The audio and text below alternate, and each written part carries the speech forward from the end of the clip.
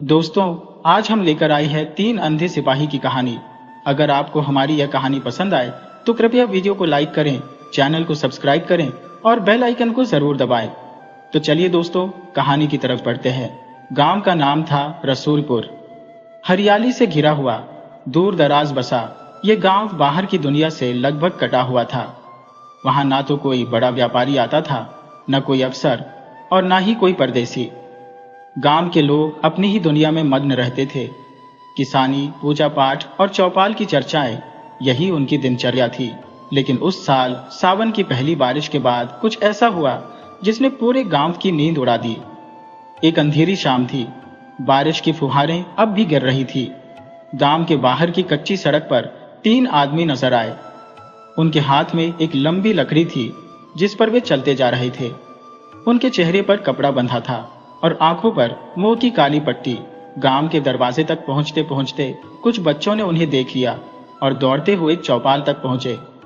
बाबा बाबा, 3 आदमी आ रहे हैं, सबकी आंखों पर पट्टी बंधी है। गांव के बुजुर्ग रामदीन चौधरी उस वक्त हुक्का पी रहे थे। उन्होंने भौहें सिकोड़ते हुए कहा, अंधे हैं क्या सब? बच्चों ने सिर हिलाया। हाँ बाबा, तीनों अंधे लगते हैं, लाठी के सहारे चल रहे हैं। गांव वाले भड़क गए। रामदीन को बुलाया गया। सिपाहियों को चौपाल में बुलवाया गया। तीनों सिपाही आए, सिर झुकाए हुए। जब रामदीन ने पूछा, तुम सच में अंधी नहीं हो? तो उनमें से एक बोला, सच कहें या जान दे दें। गांव में सन्नाटा छा गया। रामदीन ने कहा, सच कहो, नहीं तो ये गांव तुम्हें रहने नहीं देगा। गांव के कुछ लोग लाठियां लेकर बाहर निकले। जब उन तीनों को करीब से देखा गया तो सचमुच उनकी आंखों पर पट्टी बंधी थी और वे अंधी प्रतीत हो रहे थे। लेकिन उनके कपड़े फटे पुराने नहीं थे। तीनों के शरीर गठीले थे और चाल में एक खास तरह का अनुशासन था। ऐसा लगता था जैसे वे कोई फौजी हो, पर अब देख नहीं सकते। तुम कौन हो, कहां से आए हो? रामदीन ने पूछा। एक ने जवाब दिया, हम सिपाही हैं, पर अब अंधे हो चुके हैं, हमें यहां पनाह चाहिए।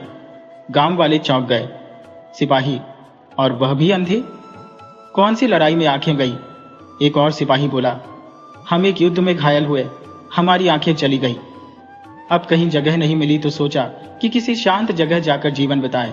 गांव के कुछ लोग उन्हें शक की निगाह से देख रहे थे, लेकिन बुजुर्ग रामदीन ने कहा, कोई भी अगर दुखी हो तो उसे जगह दी जाती है, यही हमारी रीत है। तीनों सिपाहियों को गांव के एक पुराने ढहे हुए मकान में ठहराया गया। वहां कोई नहीं रहता था, इसलिए वह जगह खाली थी। लेकिन उस रात गांव के कुत्ते अजीब तरह से भौंकते रहे। कई लोग कहने लगे कि कुछ गड़बड़ है, पर सुबह हुई तो सब सामान्य लगने लगा। धीरे धीरे वे तीनों सिपाही गांव की जिंदगी में शामिल हो गए। वे मेहनती थे, दूसरों के खेतों में मदद करते, बूढ़ों को कुएं से पानी भर कर देते और छोटे बच्चों को कहानियां सुनाते। लेकिन एक बात सबको खटकती थी, तीनों हमेशा एक ही साथ चलते थे और एक ही वक्त पर बोलते थे। कभी भी उनमें से कोई अकेले नहीं दिखा। एक दिन गांव की औरतें नदी पर कपड़े धोने गईं। वहां से लौटते वक्त उन्होंने देखा कि तीनों सिपाही नदी के किनारे खड़े थे। उन्होंने देखा कि उनकी आंखों की पट्टियां नीचे थी और तीनों किसी चमकते हुए कागज को देख रहे थे। जब औरतों की नजर पड़ी तो वे तुरंत हड़बड़ाकर पट्टियां बांधने लगे। लेकिन बहुत देर हो चुकी थी। शाम को चौपाल में शोर मच गया। ये अंधे नहीं है, झूठ बोलते हैं। ये हमने अपनी आंखों से देखा है कि वे आंखों से कुछ देख रहे थे। गांव वाले भड़क गए। रामदीन को बुलाया गया। सिपाहियों को चौपाल में बुलवाया गया। तीनों सिपाही आए, सिर झुकाए हुए। जब रामदीन ने पूछा, तुम सच में अंधे नहीं हो? तो उनमें से एक बोला, सच कहिए या जान दे दे। गांव में सन्नाटा छा गया। रामदीन ने कहा, सच कहो, नहीं तो यह गांव तुम्हें रहने नहीं देगा। तभी दूसरे सिपाही ने कहा, हम सच में सिपाही हैं, पर हमने अपनी आंखों का अंधापन सिर्फ इस गांव में आने के लिए बनाया। गांव वाले गुस्से से कांपने लगे। क्यों, क्या चाहते हो यहां से? तीसरा सिपाही धीरे से बोला, हम किसी को मारने नहीं आए, हम किसी गुनहगार की तलाश में है और वह गुनहगार इसी गांव में छिपा है। अब हर किसी का चेहरा सफेद पड़ गया। कौन है वो? रामदीन ने पूछा। तीनों एक दूसरे को देखकर चुप हो गए। हम नहीं बता सकते, जब तक वह खुद सामने ना आ जाए। उस रात गांव भर में खलबली मच गई। हर कोई डर में था। कहीं वह गुनहगार मैं तो नहीं? क्या उन्होंने किसी को देखा है? क्या कोई पुराना राज खुलने वाला है? कुछ ही दिनों में गांव की हवाएं बदल गईं। रहस्यमयी घटनाएं शुरू हो गईं। किसी के घर की दीवार पर खून से लिखा एक अक्षर मिला, किसी की खाट के नीचे किसी पुराने सिपाही की टोपी, और एक रात तो चौकीदार खुद गायब हो गया और तीनों अंधे सिपाही हर रात चुपचाप गांव की गलियों में घूमते रहे, लाठी के सहारे। पर अब गांव वाले जान चुके थे कि यह सिर्फ लाठी नहीं, तलवारों का निशान है। रसूलपुर अब पहले जैसा शांत गांव नहीं रहा था। 3 अंधे सिपाहियों की हकीकत सामने आने के बाद हर कोई डरा सहमा सा रहने लगा था। दिन की चौपाल अब रात के डर में बदल गई थी। गांव की गलियों में अब अजीब सन्नाटा पसरा रहता था और लोग रात को दरवाजे पर 2 बार कुंडी लगाना नहीं भूलते थे। गांव के चौकीदार कालूराम की गुमशुदगी ने सबको झकझोर कर रख दिया था। वह रात की निगरानी में निकला था, लेकिन सुबह तक वापस नहीं लौटा। उसकी लाठी गांव के कुएं के पास टूटी हुई मिली। लोग इकट्ठा हुए, खोजबीन हुई, पर कालूराम जैसे जमीन निगल गई हो। कोई निशान, कोई सबूत नहीं। और इन सब के बीच तीनों सिपाही उसी तरह शांत, गंभीर और रात को घूमते रहे। कभी मंदिर के पीछे, कभी स्कूल की टूटी इमारत के पास, तो कभी शशान घाट के रास्ते पर। एक रात गांव के नौजवान लड़के नंदू, हीरालाल और भोला, तीनों ने तय किया कि वे सिपाहियों का पीछा करेंगे। उन्हें शक था कि सिपाही कुछ छुपा रहे हैं और उनका कालूराम की गुमशुदगी से कोई न कोई नाता है। तीनों लड़के अपने चेहरों को कपड़े से ढककर छुपते छुपाते सिपाहियों के पीछे हो लिए। सिपाही तीनों एक संकरे रास्ते से होते हुए गांव के बाहर बने खंडहर की ओर जा रहे थे। वो खंडहर पहले एक पुराना हवेली हुआ करता था, जिसे गांव वाले काले राजा की कोठी कहते थे। कहते हैं वहां कोई नहीं जाता, क्योंकि वहां किसी जमाने में एक जमींदार ने कई मजदूरों को जिंदा दीवार में चुनवा दिया था। खंडहर की दीवारों में आज भी खून के धब्बों के निशान थे, लेकिन तीनों सिपाही बिना डरे वहां दाखिल हुए। नंदू, हीरालाल और भोला दीवार के पीछे छिपकर सब देख रहे थे। उन्होंने देखा कि सिपाहियों ने वहां एक गड्ढा खोद रखा था। उसमें से कुछ पुराने दस्तावेज, मिट्टी से सनी किताबें और एक धातु की संदूक निकाली गई। संदूक को खोलते ही उसके अंदर से एक पुरानी वर्दी निकली और साथ ही कुछ चिट्ठियां। तीनों सिपाही उन चिट्ठियों को देखकर कुछ फुसफुसाए। फिर उन्होंने एक पोटली निकाली, जिसे खोलते ही सोने के सिक्के दिखे। इसी बीच एक सिपाही बोला, वो इसी गांव का है जिसने अपने ही साथियों से धोखा किया, जिसने यह घरा धन चुराया और जिंदगी भर छुपा रहा। अब वो बुजुर्ग बन गया है, पर गुनाह कभी बूढ़ा नहीं होता। ये सब सुनकर तीनों लड़कों के रोंगटे खड़े हो गए। वे डर के मारे वहां से वापस दौड़ पड़े और सीधे जाकर चौपाल में सब बताया। रामदीन चौधरी को जब इस बारे में बताया गया तो उनके चेहरे का रंग बदल गया। उन्होंने किसी को कुछ नहीं कहा, बस अपनी लाठी उठाई और अपने घर चले गए। वो रात और भी डरावनी थी। अंधे सिपाही खंडहर से लौटे तो देखा कि गांव की चौपाल पर भीड़ है, लेकिन सब चुप है। कोई सवाल नहीं, कोई जवाब नहीं, बस इंतजार था। अगले दिन सुबह गांव में एक खबर फैली। बुजुर्ग रामदीन अब बिस्तर से नहीं उठ पा रहे थे। कोई कहता कि उनकी तबीयत अचानक बिगड़ गई, कोई कहता कि उन्होंने रात को कुछ देखा था, लेकिन सच्चाई क्या थी किसी को नहीं पता चला। उसी दोपहर तीनों अंधे सिपाही एक बार फिर गांव के मंदिर की सीढ़ियों पर बैठे नजर आए। उन्होंने गांव वालों को बुलाया और कहा, जिसे हम ढूंढ रहे हैं उसका नाम हमें मिल गया है, लेकिन जब तक वह खुद सामने ना आए हम कुछ नहीं कर सकते। हमारे पास जो राज्य है वो गांव की मिट्टी से जुड़ा है और उस मिट्टी में कई लाशें दफन है, जिनकी चीखें अब हमें सुनाई देती हैं। गांव वाले स्तब्ध रह गए। कौन थे वो लोग जो मिट्टी में दफन हुए?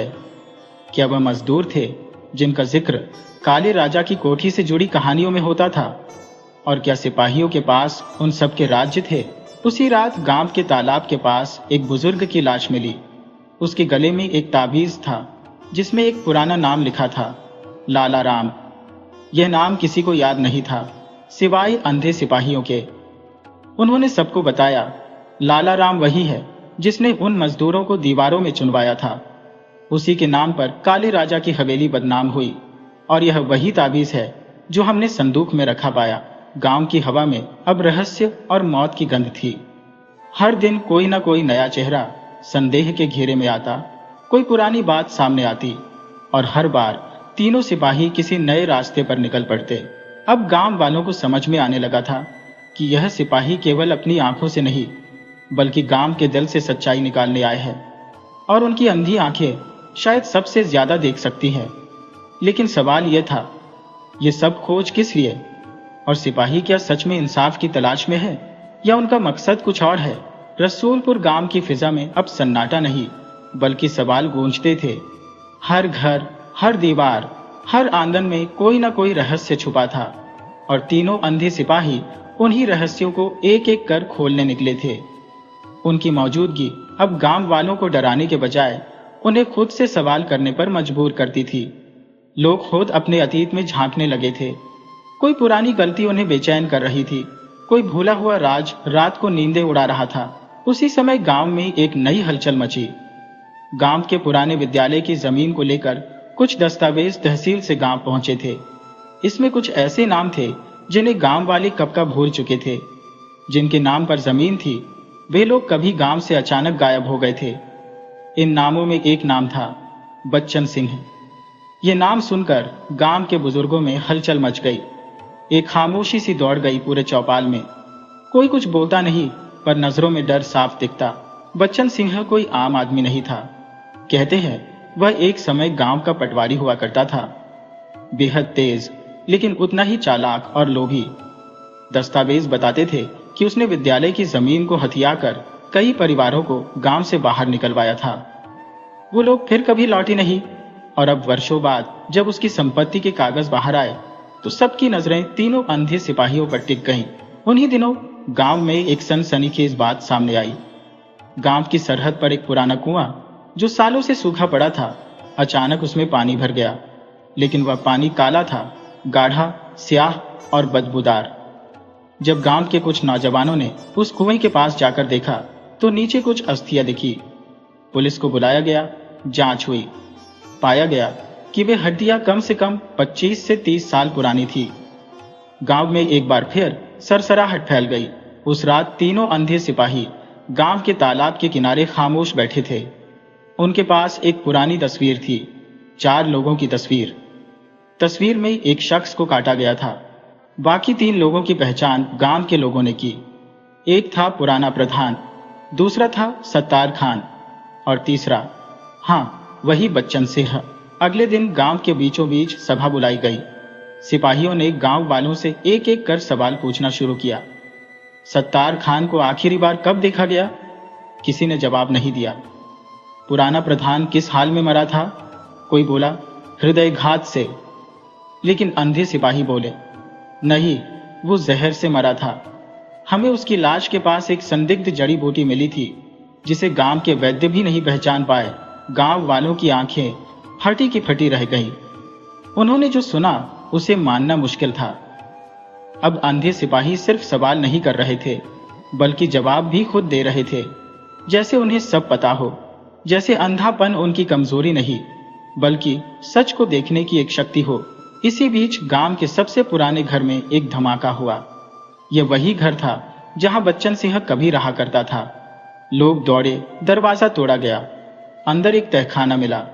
उस तहखाने में एक काली किताब, लोहे की संदूक और एक पुराना टेप रिकॉर्डर मिला। टेप चलाया गया। उसमें एक कांपती हुई आवाज थी, अगर यह टेप कभी किसी को मिले तो जान लेना मैं अकेला नहीं था। मैंने जो किया अपने फायदे के लिए नहीं किया, मुझे मजबूर किया गया। वो तीनों, हाँ, वही 3 जो आज अंधे सिपाही बनकर लौटे हैं, उन्होंने ही हमें यह सब करवाया था। यह सुनते ही गांव में जैसे भूचाल आ गया। जो लोग सिपाहियों को न्यायप्रिय और ईमानदार मानते थे, अब उनके मन में शंका का बीज बो दिया गया था। क्या सिपाही ही असली अपराधी थे? क्या यह सब बदले की एक योजना थी? क्या वे गांव के पुराने अपराधों को उजागर करने के बहाने अपना हिसाब चुकता कर रहे थे? लेकिन सच्चाई का चेहरा अभी और भी पेचीदा था। उसी रात गांव के बीचों बीच एक और लाश मिली। उसका चेहरा बिगड़ा हुआ था, लेकिन उसके पास एक डायरी थी जिसमें लिखा था, मैंने जो देखा वह बताना चाहता था, लेकिन मेरी आंखों ने जो देखा मेरी जुबान कह ना सकी। वे सिर्फ सिपाही नहीं, वे गांव के इतिहास की परछाइयां हैं। अब सवाल और गहरा गया था। क्या यह सिपाही इंसान है या फिर किसी गुनाह की सजा बनकर लौटे हैं? और इस बीच गांव के मंदिर की घंटी रात में अपने आप बज उठी। एक के बाद एक तीनों सिपाही वहां पहुंचे और वहीं जमीन पर बैठ गए। उनके होंठ हिल रहे थे पर आवाज नहीं निकल रही थी। और तब गांव की बुजुर्ग दादी, बुढ़िया चाची, जो पिछले कई वर्षों से मौन थी, पहली बार बोली। अब उन्हें सब याद आ गया है। अब गांव को उसका हिसाब देना होगा। गांव के मंदिर में रात के सन्नाटे को चीरती घंटी की आवाज अब हर किसी के मन में घर कर गई थी। तीनों अंधे सिपाही मंदिर की देहरी पर मौन बैठे थे और बुढ़िया चाची की रहस्यमयी आवाज अब गांव के हर कोने में गूंजने लगी थी। सालों से जो चुप थी, उसका बोलना गांव वालों के लिए किसी चमत्कार से कम नहीं था। लेकिन उसकी बातें और भी विचित्र थी। वह कह रही थी कि उन्हें सब याद आ गया है। कौन थे वे, क्यों लौटे हैं और अब गांव को क्या चुकाना है। गांव वाले अब खुलकर एक दूसरे से सवाल करने लगे थे।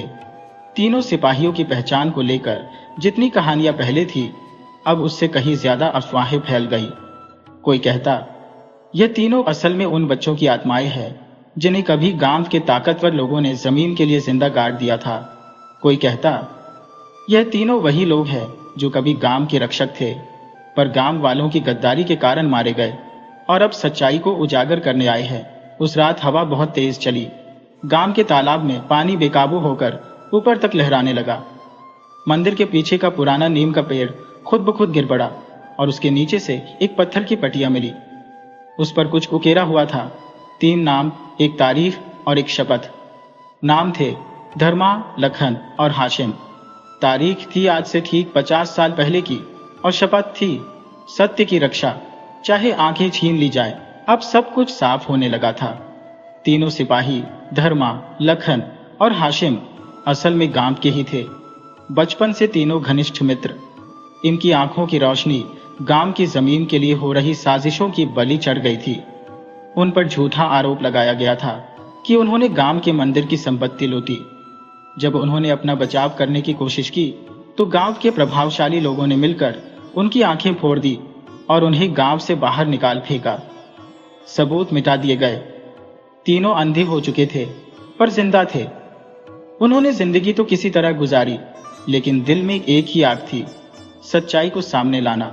अब वे लौटे थे उसी मकसद से, लेकिन इस बार ना आंखें थी ना हथियार, सिर्फ संकल्प था और सच की पहचान की वह असीम शक्ति जो उन्हें हर झूठ को छूकर भी पहचानने की ताकत देती थी। गांव की जमीन पर जहां जहां अन्याय हुआ, वहां वहां उनकी उपस्थिति से चीजें खुलने लगी। पर गांव ने जो किया था उसका हिसाब सिर्फ अतीत से नहीं, वर्तमान से भी था, क्योंकि अब नई पीढ़ी भी उन्हीं रास्तों पर चलने लगी थी। झूठ, लालच, धोखा।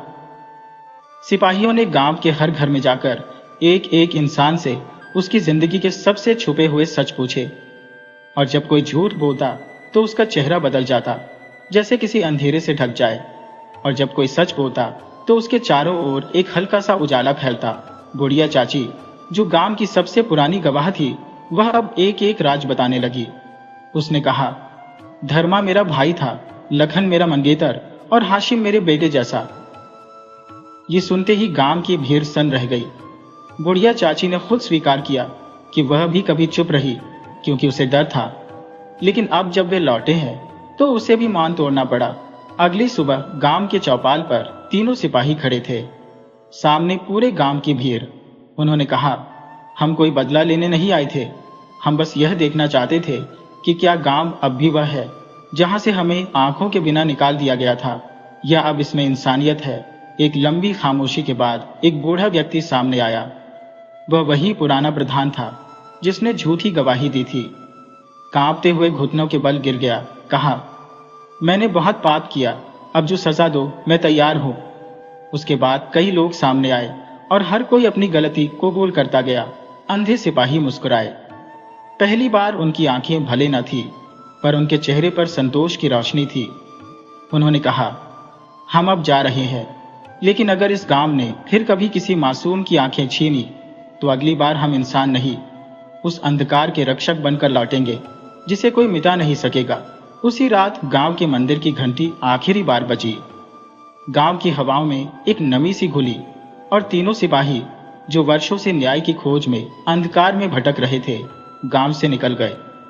लेकिन इस बार पीछे कोई डर नहीं था, कोई अफसोस नहीं था, बस शांति थी। 3 अंधे सिपाही केवल एक रहस्यमयी कहानी नहीं, बल्कि एक गहरी सीख है कि सत्य को दबाया जा सकता है, मगर मिटाया नहीं जा सकता। आंखों से देखने वाला हर व्यक्ति वास्तव में देख नहीं पाता, और जो अंधा होकर भी सच्चाई को समझे, वही असली ज्ञानी होता है। धर्मा, लखन और हाशिम की अंधी आंखें उन हजारों लोगों का प्रतीक है जिनसे अन्याय हुआ, जिन्हें सच्चाई बोलने की कीमत चुकानी पड़ी। लेकिन यह कहानी यह भी बताती है कि न्याय देर से सही, पर आता जरूर है, जब इंसान अपने भीतर झांके, जब डर को छोड़कर सच बोलने का साहस करे। गांव की तरह हमारा समाज भी अक्सर सच्चाई से आंखें मूंद लेता है, पर यह कहानी सिखाती है कि अगर हर इंसान अपने भीतर के सिपाही को जगा ले, तो कोई अन्याय ज्यादा दिन तक टिक नहीं सकता। कभी कभी जो अंधे होते हैं, वही दुनिया को सबसे साफ देख पाते हैं। इसलिए न्याय के अंधे नहीं बनो, बल्कि अंधे होकर भी न्याय करने वाले बनो।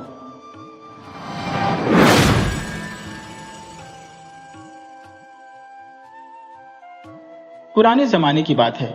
एक गांव में एक रईस आदमी रहता था। वो दिल का बहुत साफ और दयालु था। उसके पास न पैसों की कमी थी, न जमीन जायदाद की। बड़े बड़े बंगले, खेत खलिहान, सब कुछ था। इलाके में उसकी हुकूमत चलती थी, लोग उसका बहुत सम्मान करते थे। लेकिन एक कमी थी जो उसे रात दिन सताती थी। उसके कोई औलाद नहीं थी। उसने 3 शादियां की, मगर कोई बीवी उसे बच्चा न दे सकी। वो अक्सर सोच में डूब जाता, मेरे मरने के बाद मेरी बीवियों का क्या होगा, मेरी जायदाद का क्या होगा, मेरे इलाके की बागडोर कौन संभालेगा। ये ख्याल उसे बहुत परेशान करते। गांव में हर बच्चा बूढ़ा जानता था कि रईस अपनी औलाद के लिए कितना तरसता है। उस फकीरों, दरवेशों के पास जाता, बड़े बड़े बुजुर्गों के मजार पर चादर चढ़ाता, मस्जिद में झाड़ू पोछा करता, अपने हाथों से हर वो काम करता जो उसे औलाद की नेमत दिला सके, मगर उसके दिल की कली न खिली। उसी गांव में एक नजूमी था, नाम था बरकत। वो अपने ज्योतिष के खेल में बड़ा चालाक था, मशहूर भी था, लेकिन किस्मत का मारा था, हमेशा उसकी जेब खाली रहती। एक दिन उसे एक तरकीब सूझी। उसने नए नए कपड़े पहने और रईस के पास जा पहुंचा। बोला, हुजूर, मैंने अपने नजूमी इल्म से देखा है कि अगर आप 18 साल की लड़की से शादी करें तो आपको जरूर औलाद होगी। रईस ने उत्सुक होकर पूछा, वो लड़की कौन है, कहाँ रहती है? बरकत ने बताया, पास के गांव में एक बूढ़ी बेवा औरत रहती है। उसकी एक बेटी है, बहुत खूबसूरत और समझदार। रईस ने सोचा, जब 3 शादियां कर ली तो एक और सही। पैसों की तो कोई कमी नहीं, बस एक बच्चे की कमी है। शायद इस नजूमी की बात सच हो जाए। उसने बरकत को मोतियों की माला इनाम में दी और बोला, अगर मेरी चौथी बीवी से मुझे बच्चा हुआ तो मैं तुझे माला माल कर दूंगा, लेकिन अगर ये सब झूठ निकला तो तेरी खाल उधेड़ कर चील कौमों को खिलाऊंगा। बरकत ने हंसते हुए कहा, हुजूर, मेरी जान आपके लिए हाजिर है, मेरी बात पर यकीन करें, मैंने कभी गलत नहीं कहा। असल में बरकत ने यह सारी चाल रईस को बेवकूफ बनाने के लिए रची थी। वो बहुत करीब था और उसे पैसों की सख्त जरूरत थी। पास के गांव में उसकी बूढ़ी बहन रहती थी, जिसकी एक खूबसूरत बेटी थी। बरकत ने सोचा, अगर मैं अपनी भांजी की शादी रईस से करवा दूं तो उसकी जायदाद का हिस्सा मेरे हाथ लगेगा। कुछ दिनों बाद बरकत ने अपनी भांजी शहनाज की शादी रईस से करवा दी। शहनाज को अपने मामा बरकत की सारी चालबाजियां पता थी, लेकिन उसने अपने शौहर को कुछ नहीं बताया। वो गरीब घर की थी, कच्चे मकान में पली थी। रईस के महल जैसे घर देखकर उसका मन ललचाया। वो रोज एक एक महल घूमती।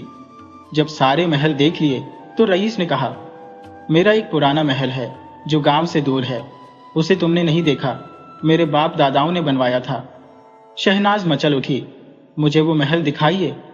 अगली सुबह रईस उसे उस पुराने महल में ले गया। महल पुराना और वीरान था। वहां बड़े बड़े पुराने पेड़ थे। एक कमरे से तिलावत की आवाज आ रही थी। शहनाज ने पूछा, ये कौन तिलावत कर रहा है? रईस उसे उस कमरे में ले गया जहां एक अल्लाह वाले बुजुर्ग अकेले रहते थे। वो दिन रात इबादत में डूबे रहते। शहनाज ने देखा, महल के पेड़ अजीब से थे। उसने पूछा, इन पेड़ों से बुजुर्ग को डर नहीं लगता? रईस बोला, जो अल्लाह की इबादत करता है उसे कोई डर नहीं लगता। बुजुर्ग कहते हैं, इन पेड़ों के नीचे सांपों की बस्ती है। कुछ सांप तो उनसे बातें करते हैं और इंसानी शक्ल ले लेते हैं। ये सुनकर शहनाज थोड़ा डर गई और घर लौट आई। शहनाज की मदद से बरकत और उसकी बूढ़ी माँ, जो सालों से गरीबी में जी रहे थे, अब ऐश की जिंदगी जीने लगे। उनकी रातें मस्ती में, दिन ईद जैसे गुजरने लगे। लेकिन 2 साल बाद भी शहनाज से कोई बच्चा ना हुआ। रईस मायूस हो गया। गुस्से में उसने बरकत को बुलवाया और बोला, तू झूठा नजूमी है, तेरी भविष्यवाणी फेल हो गई, अब सजा के लिए तैयार हो जा। बरकत घबराया मगर चालाकी से बोला, हुजूर, मेरा सिर आपके कदमों में हाजिर है, लेकिन मेरी बात पर यकीन करें, इस साल आपके घर वारिस जरूर आएगा। रईस खुश हो गया और उसने बरकत को फिर से मोतियों का हार दिया। बरकत अपनी बहन के पास गया और बोला, तू गांव में खबर फैला दे कि शहनाज मां बनने वाली है। बूढ़ी मां बोली, खबर फैलाना आसान है, मगर इस झूठ को निभाना मुश्किल है, इसका अंजाम बुरा होगा। बरकत ने हंसकर कहा, फिक्र मत कर, मैं सब संभाल लूंगा। कुछ दिनों बाद बूढ़ी मां ने खबर फैला दी कि शहनाज गर्भवती है। रईस ने खुशी में गरीबों को दान दिया, बरकत को इनाम दिए। बरकत ने फिर चाल चली, हुजूर, मेरा इल्म कहता है कि आपके यहाँ एक शहजादा पैदा होगा, मगर 14 साल तक उसे सिर्फ उसकी माँ और नानी देख सकती है। अगर कोई और देखेगा तो वो भूत बन जाएगा या मर जाएगा। रईस का चेहरा मुरझा गया। वो बोला, ये क्या बात हुई? बरकत ने समझाया, 14 साल बाद उसकी शादी कर देना, बारात में शामिल मत होना, जब वो दुल्हन के साथ लौटे तब उसे देख लेना। रईस परेशान हो गया। उसने गांव से दूर एक शानदार महल बनवाया, बाग लगवाया, ताकि उसके बेटे की परवरिश अच्छे से हो। जब बच्चे के जन्म का वक्त आया, शहनाज को उस महल में भेज दिया गया। उसकी देखभाल के लिए उसकी बूढ़ी माँ को रखा गया। जब बच्चा पैदा हुआ, बरकत और उसकी बहन ने नौकर के जरिए रईस को बेटे की खबर दी। रईस की खुशी का ठिकाना न रहा। उसने पूरे इलाके में जश्न मनवाया, मिठाइयाँ बंटवाई, कैदियों को रिहा किया, गरीबों को खाना खिलाया। बरकत अपनी चालबाजी पर फूला न समाया। उसने शहनाज और उसकी माँ से कहा, 14 साल तक ऐश करो, अगर रईस जिंदा रहा तो मैं नई चाल चलूंगा। 14 साल बीत गए। रईस को अपने बेटे अली की शादी की फिक्र होने लगी। उसने बरकत से पूछा तो उसने कहा, कोई भी लड़की चलेगी। रईस ने सोचा, पुराने महल के अल्लाह वाले बुजुर्ग से मशवरा लूं। वो उनके पास गया। बुजुर्ग बोले, तुम्हें अपने बेटे की कोई खबर नहीं तो मैं क्या बताऊं। फिर भी ऐसी लड़की चुनाओ जो हाफिज कुरान हो, नेक हो, नमाजी हो। रईस ने एक गरीब हाफिज कुरान लड़की ढूंढी और अली का रिश्ता पक्का कर लिया। शादी का दिन आया। बारात की तैयारियां शुरू हुई, लेकिन बरकत की बहन घबराई। अब दूल्हा कहां से लाए? बरकत बोला, तूने सालों ऐश की, अब ये मुसीबत भी झेल, मैं चुपके से भाग जाऊंगा। बूढ़ी माँ और शहनाज रोने लगी। बरकत हंसा, रोने से क्या होगा, मेरे साथ आ। उसने एक बुत दिखाया। ये 14 साल के लड़के जैसा बुत है, इसे पालकी में रख दो, रात को पालकी से दूर रहना। सुबह चिल्लाना कि अली को किसी ने देख लिया, इसीलिए वो बुत बन गया। बूढ़ी माँ ने बुत को दूल्हे का जोड़ा पहनाया और पालकी में बिठा दिया। बारात निकली। रास्ते में 2 सांप, एक नाग और एक नागिन पुराने महल से बारात के पीछे आए। वो शीशम के पेड़ पर बैठकर बातें करने लगे। नाग बोला, ये बारात नकली है, पालकी में बुत है, सुबह बूढ़ी माँ रोना शुरू कर देगी, इसके पीछे बरकत का हाथ है। नागिन बोली, रईस को इसका सच पता चलेगा तो उसकी जान चली जाएगी। नाग ने सोचा, अगर मैं 14 साल का लड़का बनकर पालकी में बैठ जाऊं तो रईस की जान बच सकती है। नागिन ने शर्त रखी, 1 हफ्ते में मेरे पास लौट आना। नाग ने हामी भरी, इंसानी शक्ल ली और पालकी में बैठ गया। बुत को झाड़ियों में फेंक दिया। सुबह बूढ़ी माँ पालकी के पास आई। बुत की जगह एक खूबसूरत लड़का देखकर दंग रह गई। पूछा, तू कौन है? नाग मुस्कुराया, मैं इस बारात का दूल्हा हूं। अल्लाह का शुक्र कर कि तुझे जिंदा दूल्हा मिल गया। बूढ़ी माँ ने सोचा, चलो इसे ही दूल्हा बना लेते हैं। बारात हाफिज कुरान लड़की के घर पहुंची। निकाह हुआ और बारात लौट आई। रईस ने 14 साल का इंतजार बेकरारी में काटा था। जब बारात लौटी, उसने पालकी का पर्दा उठाया और अली को गले लगा लिया। उसका दिल खुशी से उछल रहा था।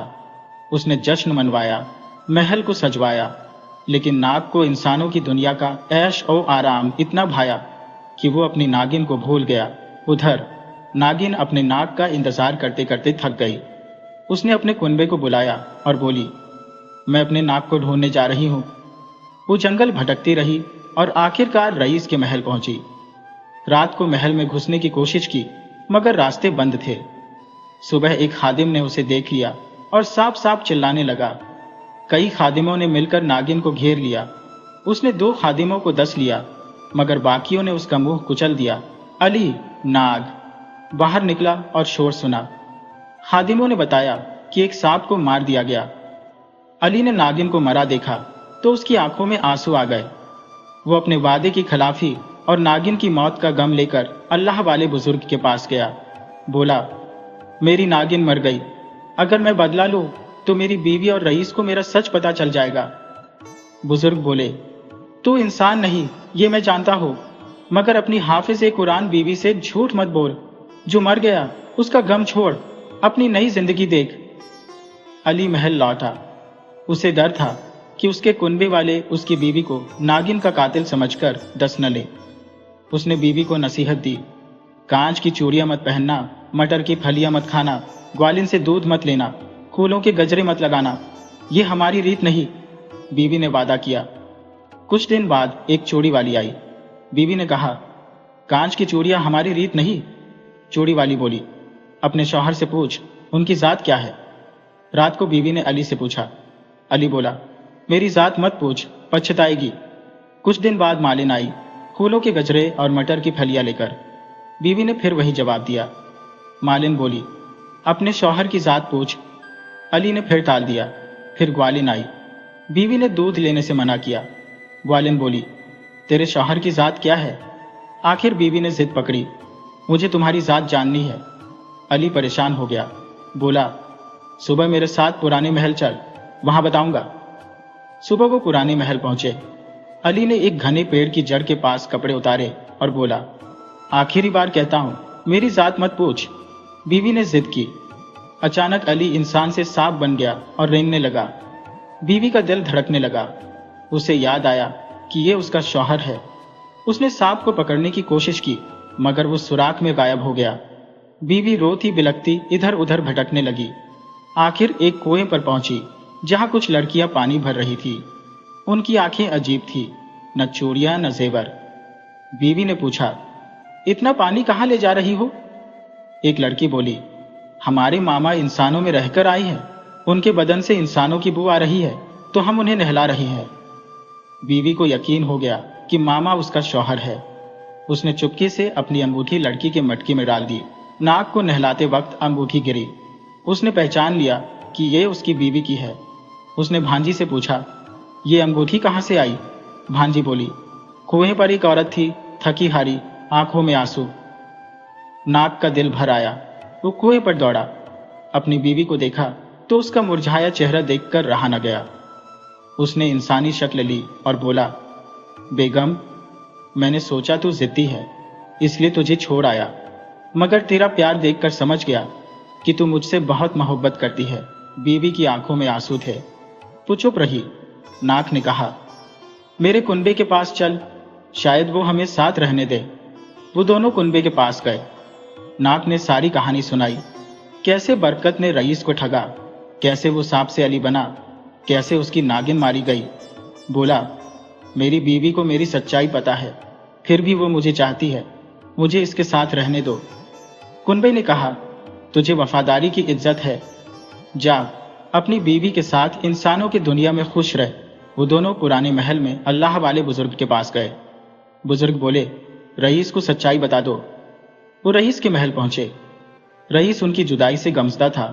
अली और उसकी बीवी को देखकर उसने गले लगाया। अली ने सारा सच बताया, बरकत की चाल, शहनाज का झूठ और अपनी सांप वाली हकीकत। रईस गुस्से से कांप उठा। उसने बरकत और उसकी बहन को बुलवाया और सूली पर चढ़ाने का हुक्म दिया। शहनाज को उम्र कैद की सजा दी। रईस गम में डूब गया। अली को लगा कि उसकी वजह से यह हाल हुआ। उसने कहा, अगर आप कहें तो मैं अपनी बीवी के साथ कहीं और चला जाऊं। रईस बोला, तू इंसान हो या सांप, मुझे फर्क नहीं पड़ता। मैंने तुझे हमेशा बेटा माना है, मेरे लिए तू मेरा बेटा ही रहेगा। अली का दिल भर आया।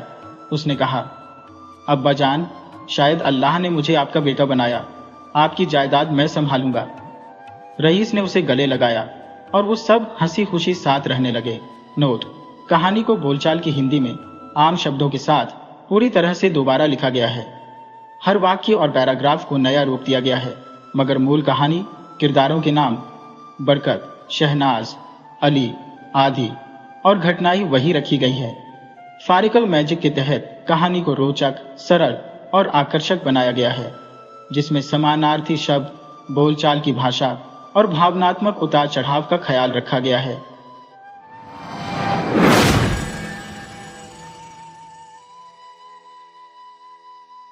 नौबतपुर राज्य के महाराज चित्तरंजन अति करुणामय और निष्पक्ष शासक थे। उनके राज्य में हर दिशा में समृद्धि और प्रसन्नता व्याप्त थी। राजा चित्तरंजन का एक छोटा भाई था, जयरंजन नामक। राजा चित्तरंजन की अपनी कोई संतान नहीं थी, इसीलिए वे अपने छोटे भाई जयरंजन के पुत्र विजयरंजन को अत्यधिक स्नेह करते थे। एक दिन दोनों भाई राज्य के किसी मुद्दे पर परस्पर संवाद कर रहे थे। तभी एक सेवक शीघ्रता से कक्ष में प्रविष्ट हुआ और अत्यधिक विचलित प्रतीत हो रहा था। गजब हो गया महाराज, गजब हो गया, सेवक चिल्लाया। क्या हुआ सेवक, तुम इतने व्याकुल क्यों हो? राजा चित्तरंजन ने पूछा। महाराज, सूचना यह है कि महारानी केतकी, आपके छोटे भाई की पत्नी सुहासिनी, झील में नौका विहार करते समय डूब गई है। वह नाव दुर्घटनाग्रस्त हो गई और कोई जीवित नहीं बचा। सेवक ने हड़बड़ाते हुए कहा, ओह मेरे भगवान, यह तूने क्या किया? राजा चित्तरंजन दुखी हो गए। अब इस परिवार में केवल राजा, उनका भाई और भतीजा विजयरंजन ही शेष थे। दोनों भाई दुख के महासागर में डूब गए थे। इस घटना के मात्र 2 दिन ही बीते थे कि अचानक जयरंजन पीड़ा से कराहने लगा। पलक झपकते ही उसका चेहरा पसीने से तर हो गया। भैया, ऐसा लगता है जैसे कोई मेरे हृदय से मेरे शरीर को खींच रहा हो। बहुत दर्द हो रहा है, जयरंजन बोला। जयरंजन, मेरे भाई, घबराओ नहीं, मैं अभी राजवैद्य को बुलाता हूं। राजा चित्तरंजन ने कहा। भैया, राजवैद्य को बुलाने की आवश्यकता नहीं है। लगता है मेरा अंतिम समय आ गया है, जयरंजन ने उत्तर दिया। ऐसा न कहो जयरंजन, दुख की इस घड़ी में तुम मुझे अकेला मत छोड़ो। राजा चित्तरंजन ने निवेदन किया। भैया, मृत्यु निकट है, मरने से पहले मैं आपसे कुछ मांगना चाहता हूं। जयरंजन ने धीरे से कहा। मांगो जयरंजन, मैं वचन देता हूं कि तुम जो भी कहोगे मैं उसे अवश्य पूरा करूंगा। राजा ने कहा। भैया, मेरे पश्चात विजयरंजन को पिता के स्नेह की कभी कमी न होने देना, उसे अपने पुत्र की भांति पालना और उसकी रक्षा करना, जयरंजन ने कहा। जयरंजन, यह भी कोई कहने की बात है? विजयरंजन के सिवा अब मेरा इस संसार में और कौन है? विश्वास रखो, मैं विजयरंजन को पुत्र के समान ही पालूंगा। मेरी मृत्यु के बाद विजयरंजन ही इस देश का राजा होगा। इस बात का मैं तुम्हें वचन देता हूं। मैं अपने प्राणों पर खेलकर भी विजयरंजन के जीवन की रक्षा करूंगा, राजा ने वचन दिया। भैया, अब मैं शांति से मर सकता हूं, कहकर जयरंजन ने अपनी आंखें मूंद ली और अगले ही पल उसकी गर्दन एक ओर लुढ़क गई। जयरंजन, तुम भी मुझे छोड़कर चले गए, राजा ने दुखी मन से कहा। धीरे धीरे समय बीतने लगा। राजा ने अपने भतीजे को अपने पुत्र की तरह पाला और उसे किसी भी चीज की कमी महसूस नहीं होने दी। अब विजयरंजन युवा हो चुका था। एक दिन जब युवराज जंगल में शिकार खेलने के लिए गया हुआ था, तब महाराज के दरबार में एक पंडित जी आए जो ज्योतिष विद्या के ज्ञाता थे।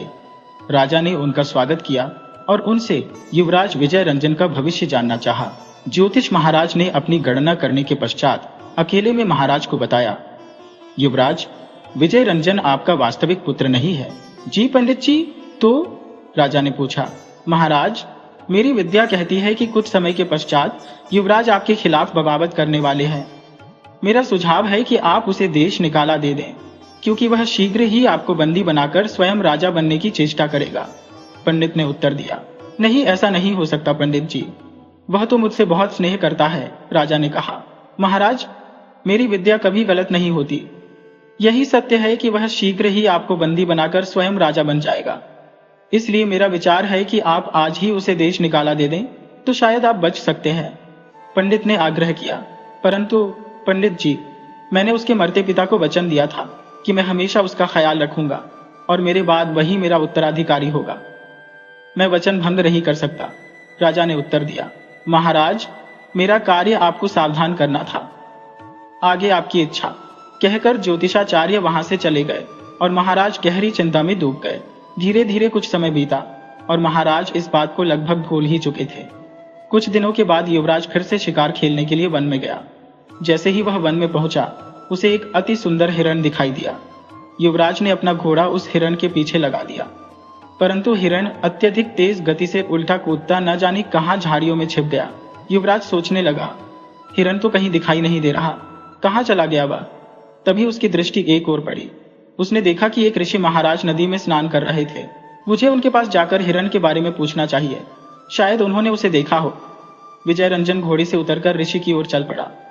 ऋषि के पास पहुंचकर उसने पूछा, ऋषिवर, क्या आपने इस ओर से किसी हिरण को जाते हुए देखा है? ऋषि ने गर्दन उठाकर उसकी ओर देखा। तुम मुझसे हिरण के विषय में क्यों पूछ रहे हो युवक? मैं उसका शिकार करना चाहता हूं, विजय रंजन ने उत्तर दिया। युवक, क्या एक निरीह जानवर को अपने शौक के लिए मारना उचित है? ऋषि की बात सुनकर विजय रंजन की त्योरियां चढ़ गईं और वह क्रोधित होकर बोला, ऋषि, जानते हो कि तुम किससे बात कर रहे हो? मैं नौबतपुर का युवराज विजय रंजन हूं। जल्दी से उस हिरण के बारे में मुझे बता दो। युवराज, मेरी बात मान जाओ और उस बेजुबान हिरण का पीछा करना छोड़ दो। शिकार के अलावा मन को बहलाने के और भी कई साधन हैं इस दुनिया में। तुम उन साधनों से अपना मन बहलाओ। हिरण को मारकर उसकी हत्या का पाप अपने सिर पर मत लो। मूर्ख ऋषि, तुम बहुत बोलते हो। मुझे तुम्हारी इस उद्दंडता का मजा चखाना ही पड़ेगा, विजय रंजन ने क्रोधित होकर कहा। ऋषि हंस पड़े और बोले, युवराज, तुम किस प्रकार मुझे मजा चखाओगे? जरा मैं भी तो जानूं। अभी लो, मैं अभी दिखाता हूं, विजय रंजन ने कहा और अगले ही पल उसने ऋषि के मुंह पर एक थप्पड़ जड़ दिया। ऋषि क्रोध से आग बबूला हो गए। युवराज, तुम्हें बहुत गुमान है तुम्हारे ऊपर, पर मैं चाहूं तो अभी तुम्हें शाप देकर भस्म कर सकता हूं, परंतु मैं ऐसा नहीं करूंगा। तुम्हें तुम्हारे पिता के हाथों तुम्हारी इस दृष्टि का दंड दिलवाए बिना मैं नहीं रहूंगा। यदि ऐसा नहीं हुआ तो मेरा नाम भी कृपाचार्य नहीं, ऋषि ने उत्तर दिया। विजय रंजन ने हंसते हुए कहा, लगता है थप्पड़ खाकर भी तुम्हारी अक्ल ठिकाने नहीं आई। युवराज, यह थप्पड़ तुम्हें बहुत महंगा पड़ेगा, बहुत ही महंगा। ऋषि ने क्रोध भरी दृष्टि विजय रंजन पर डाली और वहां से चले गए। ऋषि के जाने के बाद विजय रंजन सोचने लगा, इस ऋषि ने शिकार का सारा मजाक किरकिरा कर दिया। फिर विजय रंजन बिना शिकार किए ही नौबतपुर की ओर वापस चल पड़ा। जैसे ही वह अपने महल के बाहर पहुंचा, एक सेवक आया और बोला, युवराज, महाराज ने आपको इसी समय दरबार में बुलाया है। महाराज ने मुझे दरबार में बुलाया है? लेकिन क्यों? विजय रंजन ने पूछा। कारण मुझे नहीं पता, युवराज, सेवक ने उत्तर दिया। कुछ देर बाद जब वह दरबार में पहुंचा, वहां वह ऋषि पहले से ही मौजूद थे। उसे देखते ही विजय रंजन ने सोचा, अरे, यह तो वही ऋषि है जिसे मैंने वन में थप्पड़ मारा था। क्या यह ऋषि वास्तव में ही पिताजी महाराज से मेरी शिकायत करने आ गया? विजय रंजन राजा चितरंजन के पास जाकर बोला, पिताजी महाराज, आपने मुझे किस लिए दरबार में बुलवाया है? विजय रंजन, यह ऋषिवर तुम्हारी शिकायत लेकर हमारे पास आए हैं। क्या सचमुच ही तुमने इन्हें थप्पड़ मारा है? राजा चितरंजन ने पूछा। सारी बात सुनकर विजय रंजन सकपका गया। पिताजी महाराज, हाँ, मैंने ही इस साधु को थप्पड़ मारा था। लेकिन क्यों? राजा ने पूछा। इस साधु ने मुझे हिरण का शिकार करने से रोका था और मेरे साथ बहुत ही उद्दंडता से पेश आया था, इसीलिए मैंने इस साधु को थप्पड़ मारा, विजय रंजन ने उत्तर दिया। युवराज, क्या मानवता का पाठ पढ़ाना उद्दंडता है? क्या किसी निर्दोष जानवर के बचाव में बोलना उद्दंडता है? राजा चितरंजन के प्रश्नों का उत्तर विजय रंजन नहीं दे पाया। यह सब देखकर राजा ने युवराज से कहा, युवराज, तुमने इस देवता तुल्य ऋषि का अपमान किया है, इसीलिए हमारा आदेश है कि तुम इसी समय भरे दरबार में इनसे क्षमा मांगो। पिताजी, यह आप क्या कहते हैं? विजय रंजन ने चौंकते हुए पूछा। मैं ठीक कहता हूं युवराज, इस ऋषि को थप्पड़ मारकर तुमने घोर अपराध किया है, तुम्हें इनसे क्षमा मांगनी ही होगी, राजा ने कठोर स्वर में कहा। विजय रंजन सोचने लगा, पिताजी महाराज का आदेश तो टाला नहीं जा सकता। मन ही मन क्रोध से कांपते हुए विजय रंजन ने हाथ जोड़कर ऋषि से कहा, ऋषि महाराज, सचमुच मैंने आपका बहुत अपमान किया है, मुझे क्षमा कर दीजिए। युवराज, मैंने वन में तुमसे जो कहा था वह करके दिखा दिया, अब मेरे दिल को चैन मिल गया है, ऋषि ने कहा और दरबार से चले गए। विजय रंजन भी क्रोध में उबलता हुआ दरबार से अपने महल में पहुंच गया। वह मन ही मन बहुत क्रोधित हो रहा था और सोच रहा था, आज भरे दरबार में पिताजी ने मेरा अपमान कर दिया। एक साधारण ऋषि से मुझे भरे दरबार में क्षमा मांगनी पड़ी। दरबार में उपस्थित लोग मेरी खिल्ली उड़ा रहे होंगे। वह इन्हीं विचारों में मग्न था कि अचानक प्रधानमंत्री जी उसके समक्ष प्रकट हुए और बोले, युवराज, इस समय आपके पास आकर अपनी पीड़ा व्यक्त करने आया हूं। पीड़ा किस बात की, प्रधानमंत्री जी? विजय रंजन ने जिज्ञासा से पूछा।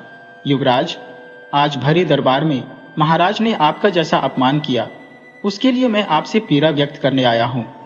एक ऋषि से आपको क्षमा मांगने को कहकर महाराज ने अन्याय किया है।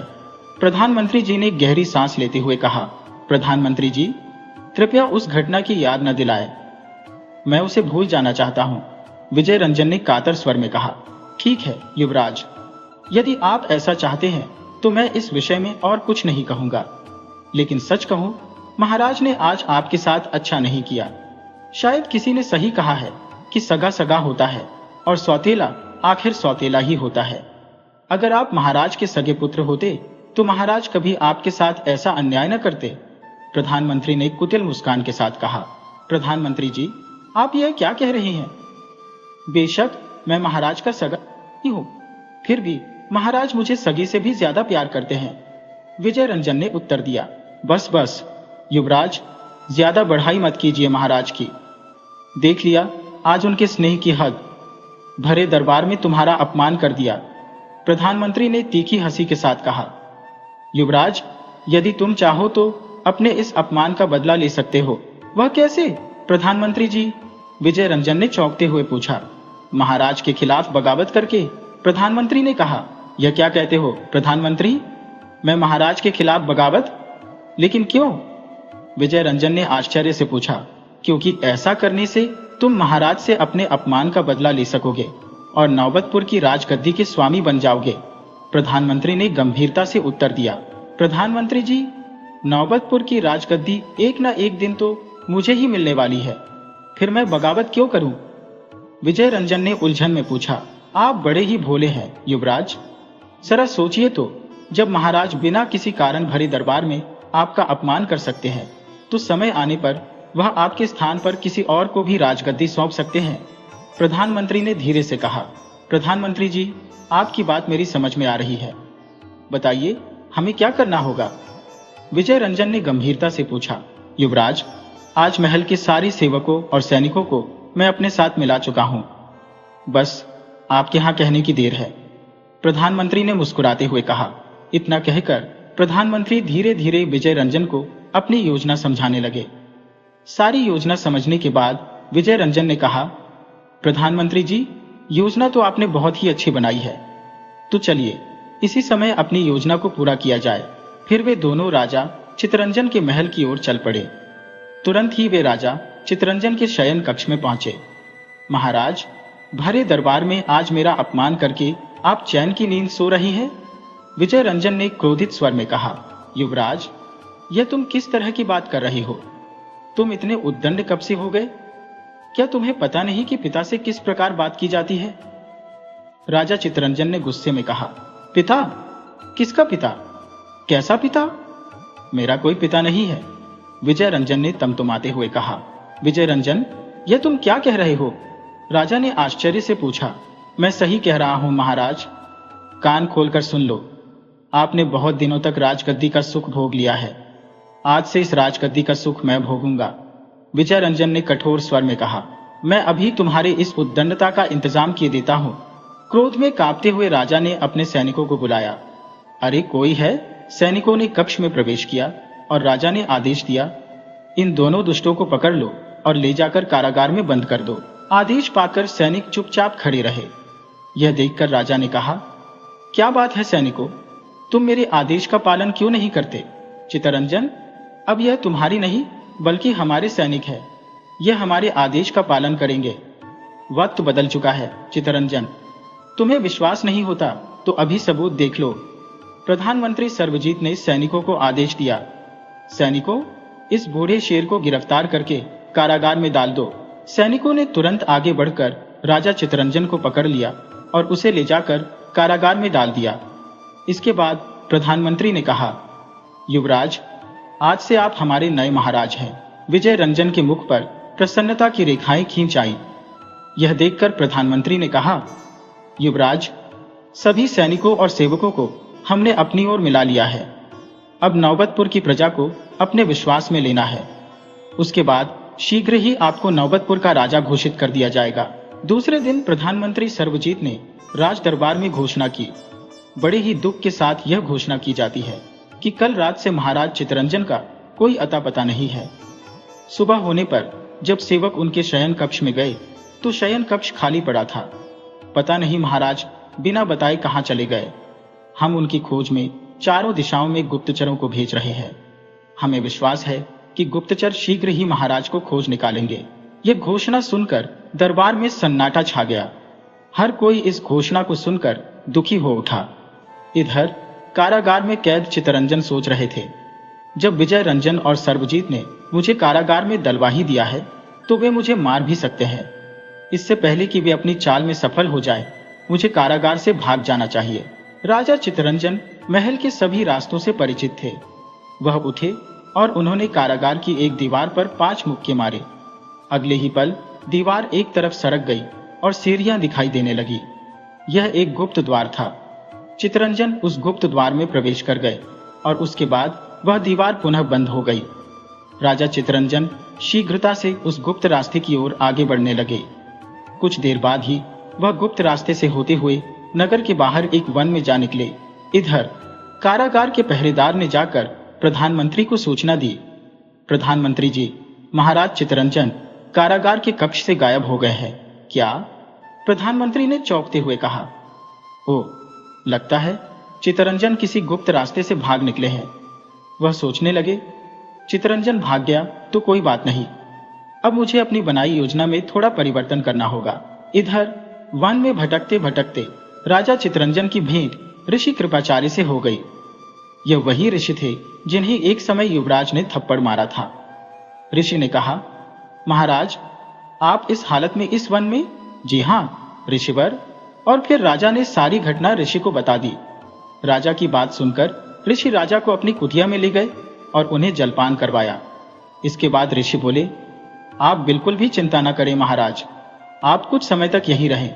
सही समय आने पर मैं स्वयं आपको बताऊंगा और उस समय आप अपने राज्य वापस जाइएगा। तब तक आप यहीं पर रहिए। इधर सर्वजीत ने देशमुख नाम के एक आदमी को अपने महल में बुलवाया। देशमुख, हम जानते हैं कि तुम किसी भी आदमी की लिखाई की हूबहू नकल कर सकते हो। आज तुम्हें महाराज चित्तरंजन की लिखाई की नकल करनी है। जो आज्ञा। प्रधानमंत्री जी, बताइए मुझे क्या लिखना है। ठीक है, तुम लिखो। जैसे जैसे सर्वजीत बोलता गया, देशमुख वही पत्र में लिखता चला गया। प्रधानमंत्री ने एक धन की थैली उस आदमी को दी और कहा, लो देशमुख, यह तुम्हारा पुरस्कार। ध्यान रहे, इस बात का पता किसी को नहीं चलना चाहिए कि मैंने तुमसे यह पत्र लिखवाया था। आप निश्चिंत रहें, मैं हमेशा इस बात का ध्यान रखूंगा। देशमुख ने उत्तर दिया। अगले दिन राज दरबार में प्रधानमंत्री, युवराज और दरबारियों के अलावा प्रजा के कई लोग भी आए हुए थे।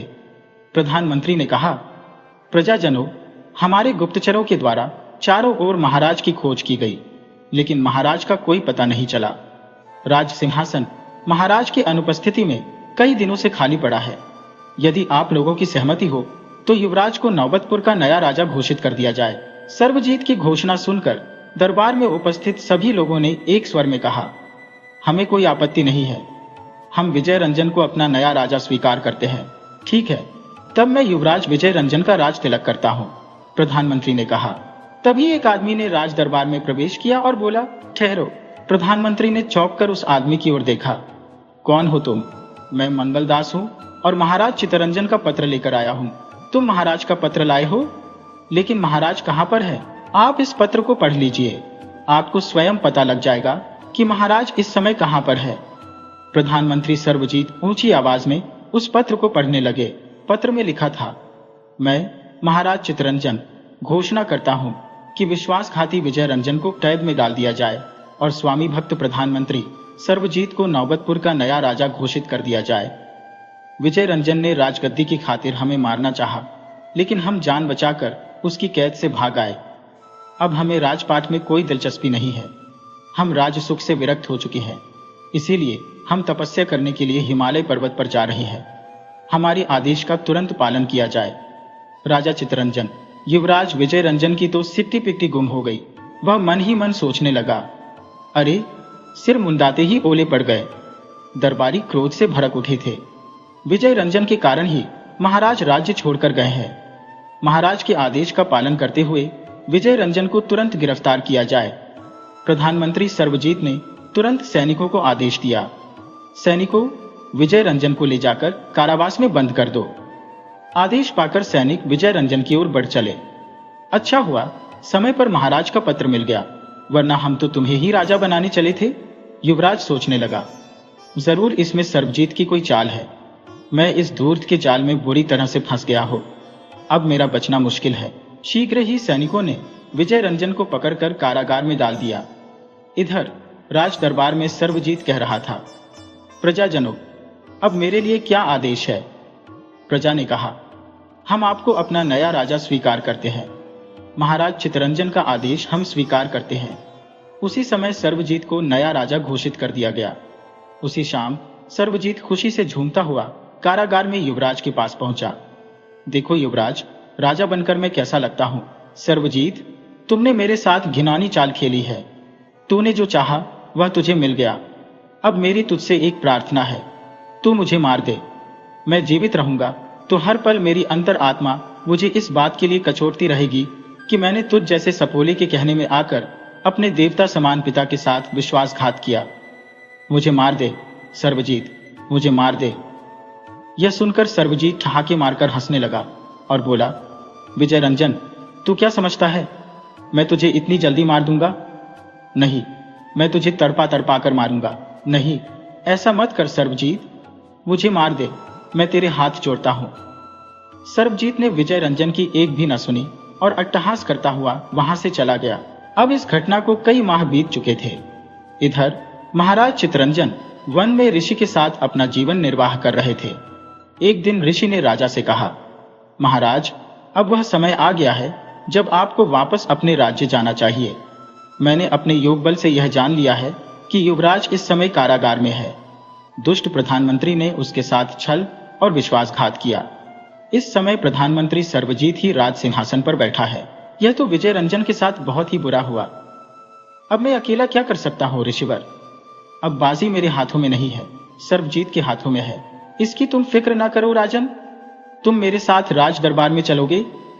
फिर ऋषि ने राजा को कुछ समझाया और महाराज ने अपनी वेशभूषा बदल ली और एक साधु का वेश धारण कर लिया। वे दोनों सर्वजीत के राज दरबार में पहुंचे, जहां उन्हें कोई पहचान ना सका। सर्वजीत ने कहा, कहो साधु महाराज, हम आपकी क्या सेवा कर सकते हैं? आपको दान में धन चाहिए होगा, बताओ कितना धन दे आपको? मुझे तो तेरा राज सिंहासन चाहिए राजन। दुष्ट साधु, तेरी इतनी हिम्मत? अगले ही पल ऋषि ने कहा, धूर्त सर्वजीत, जिसे तू दुष्ट कहता है वह इस देश का राजा चितरंजन है। क्या चितरंजन? हाँ, अच्छी तरह से देख ले। यह कहते हुए राजा चितरंजन ने साधु का चोला उतारा और अपने असली रूप में आ गया। महाराज को देखते ही पूरे दरबार में सनसनी फैल गई। तब ऋषि महाराज ने दरबार में उपस्थित लोगों से कहा, सज्जनों, मैं ऋषि कृपाचार्य हूं। राजा चितरंजन ने ऐसा कोई पत्र नहीं लिखा था जिसमें सर्वजीत को राजा बनाने की घोषणा की गई हो। वह सर्वजीत की एक चाल थी। यह कहकर ऋषि ने सारी बात विस्तार पूर्वक लोगों को समझाई। सर्वजीत हक्का बक्का यह सब कुछ देख रहा था। सारी बातें जानकर सभी दरबारी और प्रजाजन भड़क उठे और सर्वजीत को पकड़कर उसकी पिटाई करने लगे। वह माफी मांगता रहा, परंतु किसी ने उसकी एक भी न सुनी। भीड़ उसे तब तक मारती रही जब तक वह बेदम होकर गिर न गया। इसके बाद राजा चितरंजन ने युवराज को कारागार से निकलवाया। पिताजी, महाराज, आप मुझे माफ कर दीजिए। दुष्ट सर्वजीत के बहकावे में आकर मैंने आपको बहुत ही दुख पहुंचाया। युवराज, वह एक दुर्घटना थी और दुर्घटना को भूल जाना ही अच्छा होता है। विजय रंजन को अपनी भूल का एहसास हो गया था और राजा चित्तरंजन ने फिर से अपना राजपाट संभाल लिया।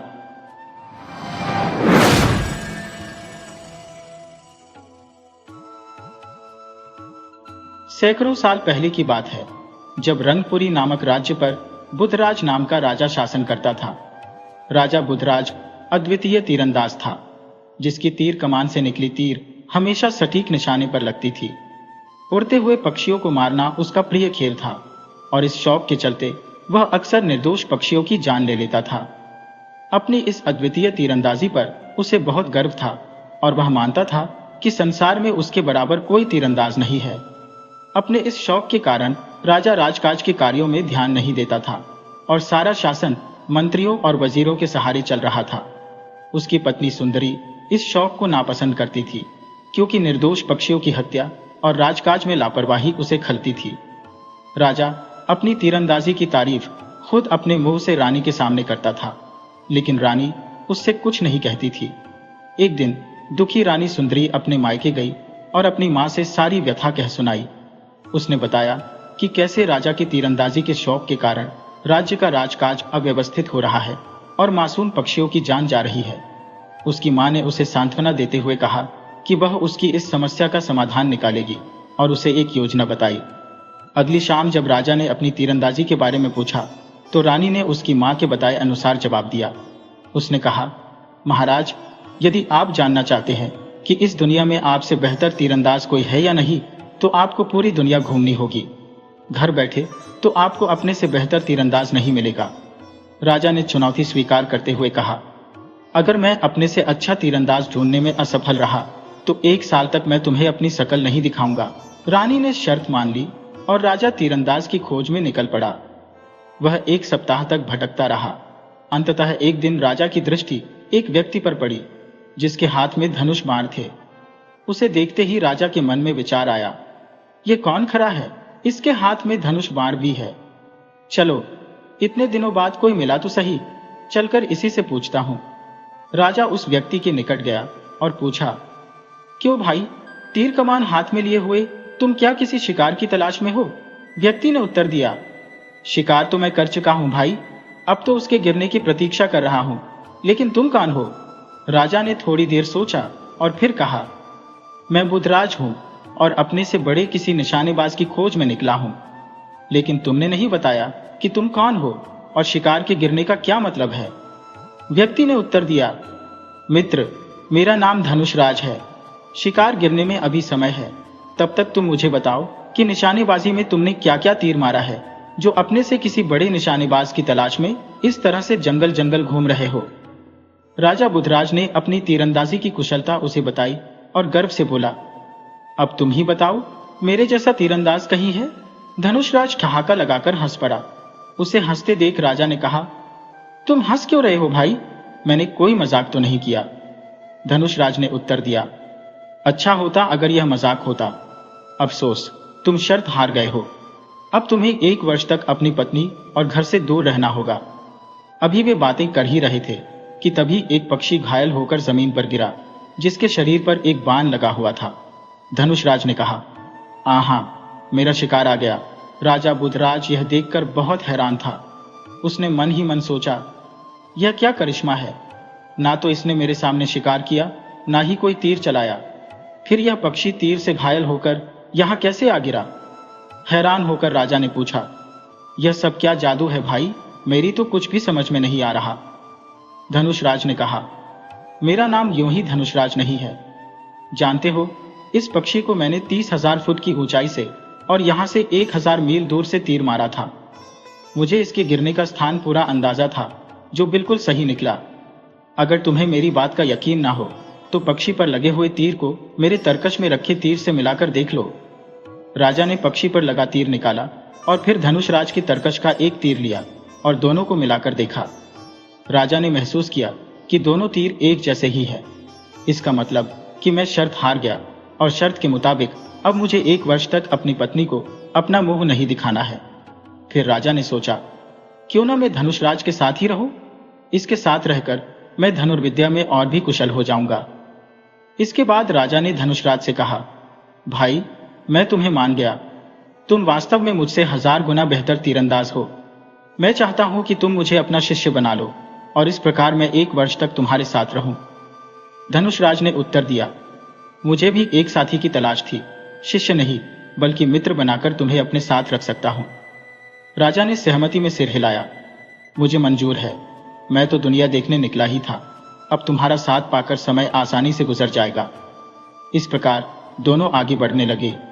नदी नालों और शहरों को पार करते हुए वे एक पर्वतीय इलाके में पहुंचे। वहां उन्होंने देखा कि एक पहाड़ पर खड़ा आदमी जोर जोर से ठहाके लगाकर हंस रहा था। राजा ने कहा, अरे यह पर्वत पर खड़ा आदमी कौन है और इस प्रकार से क्यों हंस रहा है? अवश्य ही वहां पर कोई तमाशा हो रहा होगा। चलो हम भी चलकर देखते हैं। परंतु जब वे दोनों उस आदमी के पास पहुंचे तो वहां कोई तमाशा नहीं हो रहा था। राजा ने पूछा, सुनो मित्र, तुम इस प्रकार से हंस क्यों रही हो? धनुषराज ने कहा, मुझे तो यह कोई पागल लगता है। आदमी ने कहा, क्या कहा? पागल? मैं तुम्हें पागल नजर आता हूं? क्षमा करना मित्र, हमें गलतफहमी हो गई थी। दरअसल हम तुम्हें बिना कारण के हंसता देखकर सोच में पड़ गए थे। आदमी ने उत्तर दिया, ओह, मगर मैं बिना कारण के कभी नहीं हंसता। जानना चाहते हो कि मैं क्यों हंस रहा था? तो सुनो, मेरा नाम गिदराज है और मैं 40,000 मील दूर तक देख सकता हूं। यहां से 15,000 मील दूर एक बाजीगर तमाशा दिखा रहा था।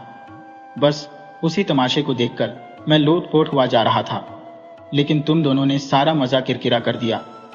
राजा ने कहा, ओह, इस बात के लिए हमें माफ कर देना, लेकिन यह बताओ कि तुम्हारा इस दुनिया में कौन कौन है? गिदराज ने कहा, कोई नहीं, मैं बिल्कुल अकेला हूं। तब दोनों ने अपनी अपनी योग्यता गिदराज को बताई, जिसे सुनकर वह अत्यंत प्रसन्न हुआ। वाह, तुम्हारे जैसे दोस्त पाकर मैं धन्य हो गया। तो फिर चलो हम तीनों एक साथ इस दुनिया की सैर करेंगे। उसके बाद वे तीनों अपने अपने घोड़ों पर सवार होकर आगे बढ़ चले। तीनों मित्र देश विदेश की यात्रा करते हुए आगे बढ़ते जा रहे थे। एक दिन वे एक भयानक जंगल में पहुंचे, जहां राजा की दृष्टि एक आदमी पर पड़ी। उसे देखकर राजा सोचने लगा, इस भयानक जंगल में यह अकेला आदमी यहाँ क्या कर रहा है? राजा बुधराज उसके नजदीक गया और पूछा, क्यों मित्र, इस भयानक जंगल में तुम क्या कर रहे हो? आदमी ने उत्तर दिया, लकड़ी काटते काटते अच्छी लकड़ियों की खोज में मैं अपने घर से 40,000 मील दूर निकल आया हूं। यहाँ काफी सूखी लकड़ियां मिल जाएंगी। राजा की हैरानी की सीमा ना रही। वह कहने लगा, क्या सिर्फ लकड़ियां काटने के लिए 40,000 मील दूर निकल आए? आदमी ने उत्तर दिया, हाँ, मगर यह सच है कि मेरा घर उत्तर दिशा में यहां से 40,000 मील दूर है। राजा को उसकी बात पर संदेह हुआ। तुम अवश्य ही हमसे मजाक कर रहे हो। भला ऐसा भी कभी हुआ है? और फिर तुम्हारे पास तो कोई घोड़ा वगैरह भी दिखाई नहीं पड़ता। ध्रुतराज ने आत्मविश्वास से कहा, मुझे घोड़े की क्या आवश्यकता है? मैं तो घोड़े से भी 100 गुना तेज दौड़ सकता हूं। 1000 मील की दूरी मैं 1 ही मिनट में तय कर लेता हूं। मेरा नाम ध्रुतराज है। राजा ने पूछा, तुम कितना सच बोल रहे हो? यह अभी पता चल जाएगा। दोस्त गिदराज, जरा देखकर तो बताओ कि ध्रुतराज सच बोल रहा है या नहीं। गिदराज ने अपनी दृष्टि उत्तर दिशा की ओर केंद्रित करते हुए कहा, अभी देखता हूं। 40,000 मील दूर एक नीम का पेड़ है। उस पेड़ की छाया में सिर्फ एक ही मकान बना हुआ है, बस वही मेरा मकान है। इसके बाद वे सभी आपस में अपने अपने गुण बताने लगे। सबके गुण जानने के बाद ध्रुतराज बोला, मित्रों, घर में अकेला पड़ा पड़ा मैं बिल्कुल उदास हो जाता हूं। क्या तुम लोग मुझे अपने साथ रख सकते हो? धनुषराज ने मुस्कुराते हुए कहा, क्यों नहीं मित्र, हम लोग दुनिया की सैर पर निकले हैं। तुम भी साथ में होगे तो और भी ज्यादा मजा आएगा।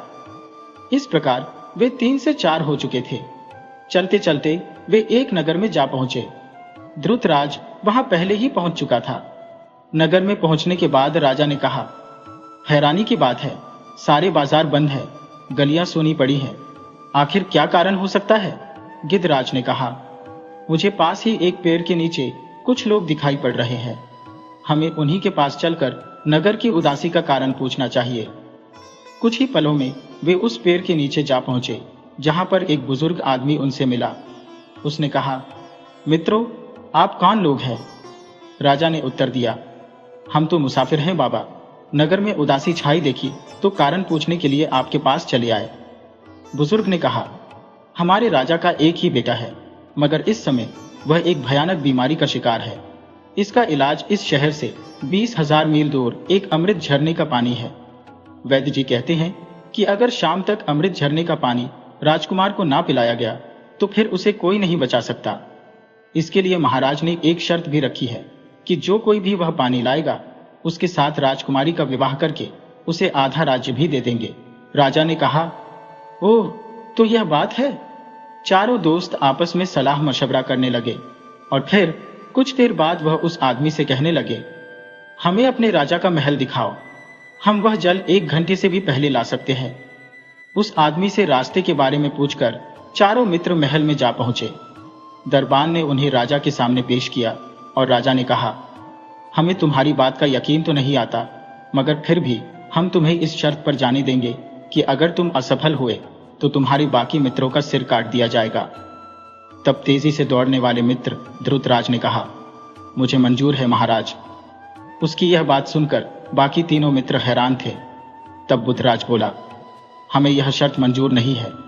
अगर किसी कारण से तुम्हें रास्ते में देर हो गई तो बेकार में ही हमें अपनी जान से हाथ धोना पड़ेगा। ध्रुतराज ने कहा, नहीं, ऐसा नहीं होगा। मुझे अपनी चाल पर पूरा भरोसा है। अगर समय पड़ने पर मित्र ही मित्र के काम नहीं आएगा तो कौन आएगा। यदि तुम्हें यह शर्त स्वीकार नहीं है तो मुझे मंजूर है। मित्र, तुम शीघ्रता से जाओ और वह जल लेकर आओ। वैद्यराज से मार्ग की जानकारी प्राप्त करके ध्रुतराज अमृत कलश की ओर दौड़ पड़ा। कुछ समय बाद गिद्धराज ने उसे देखना शुरू किया। तब राजा बुधराज ने कहा, प्रिय मित्र गिद्धराज, कृपया देखकर बताओ कि ध्रुतराज इस समय कहाँ है और झरने से कितनी दूर है। गिद्धराज ने उसे देखते हुए कहा, वह तो झरने तक पहुंच चुका है और अब पानी भर रहा है। मगर अरे, यह क्या? जिस वृक्ष के नीचे बैठा ध्रुतराज झरने का पानी एक लोटे में भर रहा है, उसी वृक्ष से एक भयानक अजगर उसकी ओर बढ़ रहा है। तभी धनुषराज ने अपना धनुष और तीर संभाला और कहा, क्या तुम मुझे उस अजगर की सही स्थिति बता सकते हो? मैं अपने तीर से हजारों मील दूर बैठे उस अजगर को समाप्त करने की कोशिश करूंगा। गिद्धराज ने धनुषराज को उस अजगर की सही स्थिति बताई और फिर धनुषराज ने बाण छोड़ दिया। गिद्धराज ने कहा, तीर एकदम निशाने पर लगा है और देखो, अजगर की पकड़ भी ढीली हो रही है। बस अब कुछ ही क्षणों में ध्रुतराज पहुंचने वाला है। कुछ समय बाद ध्रुतराज तेज गति से दौड़ता हुआ महल में आ पहुंचा। उसके हाथों में एक कलश था जिसमें उस झरने का जल भरा हुआ था। वैद्य जी ने राजकुमार को अमृत झरने का जल पिलाया। जल पीने के बाद राजकुमार ने कहा, मैं बिल्कुल ठीक हो गया पिताजी। वाह, आज मैं बहुत ही खुश हूं। अब तुम में से किसी एक के साथ मेरी बेटी का विवाह होगा, मगर यह फैसला तुम ही मिलजुल कर करना होगा कि मेरी बेटी का हाथ तुम में से कौन थामेगा। तब राजा बुधराज ने कहा, राजकुमारी से विवाह करने का असली हकदार तो ध्रुतराज ही है महाराज। वही अपनी जान पर खेलकर हजारों मील दूर से अमृत जल लाया है। धनुषराज और गिद्धराज ने तो केवल उसकी मदद की है। तभी धनुषराज बोल पड़ा, यह झूठ है महाराज, यह सारी योजना तो मेरी थी। योजना? कैसी योजना? सभी हैरानी से धनुषराज की ओर देखने लगे। मैं सच कहता हूं महाराज, अगर मैं यह योजना ना बनाता तो हम कभी भी इस राज्य में ना पहुंचते और ना ही हमें आपके महल में चल रहे षड्यंत्र का पता चलता। सुनिए महाराज, हम तीनों में से किसी में भी कोई विशेष योग्यता नहीं है। हम तीनों रंगपुरी के मशहूर ठग हैं, मगर हम इस ठगी के धंधे से बिल्कुल उकता चुके थे और चाहते थे कि शरीफों की तरह से अपना जीवन व्यतीत करें। तब एक दिन राजा बुधराज की पत्नी यानी रानी सुंदरी की मां हमारे पास आई और उन्होंने ही हमें एक ऐसी योजना बनाने के लिए कहा जिससे महाराज बुधराज का घमंड टूट सके और वह निर्दोष पक्षियों की हत्या ना करें। उनके कहने पर ही हम भेष बदलकर महाराज का पीछा करने लगे और वक्त पड़ने पर जब मैं धनुषराज बनकर महाराज के सामने पहुंचा और उन्हें बातों में उलझाया, इसी बीच गिद्धराज ने मेरे ही जैसे एक तीर से एक पक्षी मार गिराया और महाराज ने मुझे चमत्कारी तीरंदाज मान लिया और महारानी जी को दिया हुआ वचन निभाया। राजा यह सब सुनकर बेहद आश्चर्यचकित थे। उन्होंने पूछा, फिर आगे क्या हुआ? धनुषराज ने कहा, महाराज, योजना के अनुसार हमने आगे कदम बढ़ाया। आपको गिद्धराज और ध्रुतराज से परिचय हुआ। वास्तविकता में ध्रुतराज के पास एक तेज गति वाला घोड़ा था और मैंने जानबूझकर अपने घोड़े की चाल धीमी रखी ताकि ध्रुतराज हमसे पहले नगर में पहुंच सके। यहाँ पहुंचने पर हमने शहर में छाई उदासी का कारण पूछा। राजकुमार की बीमारी और अमृत झरने की जानकारी मिलने के बाद मैं वैद्य जी के घर गया। वहां मैंने वैद्य जी को आपके महामंत्री से बात करते सुना। मैं छिपकर उनकी बातें सुनने लगा। वैद्य जी मंत्री जी से कह रहे थे कि सूरज ढलने के बाद वे दवा के बहाने राजकुमार को जहर दे देंगे। मंत्री जी ने खुशी से कहा कि वे वैद्य जी को मालामाल कर देंगे। मुझे तुरंत समझ आ गया कि यह साजिश महामंत्री और वैद्य का रचा हुआ खेल है। मंत्री जी के जाने के बाद मैंने वैद्य को अकेला पाकर दबोच लिया। धमकाने पर उसने सारा सच उगल दिया कि यह सब महामंत्री की साजिश है। मैंने वैद्य से राजकुमार की बीमारी की असली दवा हासिल कर ली। इसके बाद की सारी घटना आपके सामने ही है। असलियत यह है कि राजकुमार को नगर के एक कुएं के पानी में दवा मिलाकर पिलाई गई थी, जिससे वे स्वस्थ हो गए। गिद्धराज की सुनाई कहानी पूरी तरह झूठी थी। सैनिकों ने उसी समय महामंत्री और वैद्य को कारागार में डाल दिया। राजा ने कहा, अब तुम्हारा फैसला राजकुमारी ही करेगी। राजकुमारी के आने पर उसने कहा, माना कि तुम तीनों ठग हो, लेकिन आज तुम्हारे कारण एक भयानक साजिश का पर्दाफाश हुआ है। तुम्हारे भीतर एक अच्छा इंसान बनने की ललक है, इसलिए शर्त के मुताबिक मैं विवाह ध्रुतराज से ही करूंगी, लेकिन पहले राजा बुद्धराज से अनुमति लेनी चाहिए। राजा बुद्धराज का घमंड अब टूट चुका था। उन्होंने इसके लिए कोई आपत्ति नहीं की। इसके बाद राजा बुद्धराज ने धनुषराज और गिद्धराज को अपना विशेष सहयोगी नियुक्त कर लिया और महल लौट आए। महल लौटने पर रानी महाराज को देखकर बहुत प्रसन्न हुई। महाराज ने कहा, रानी, अब हमें समझ में आ चुका है कि निर्दोष पक्षियों को अपने शौक के लिए मारना उचित नहीं है। अब से हम तीरंदाजी तो करेंगे, लेकिन साथ ही साथ राजकाज पर भी पूरा ध्यान देंगे और किसी निर्दोष पक्षी की हत्या नहीं करेंगे। इसके बाद राजा बुद्धराज और उनकी रानी ने शांतिपूर्ण और सुखमय जीवन बिताना शुरू कर दिया।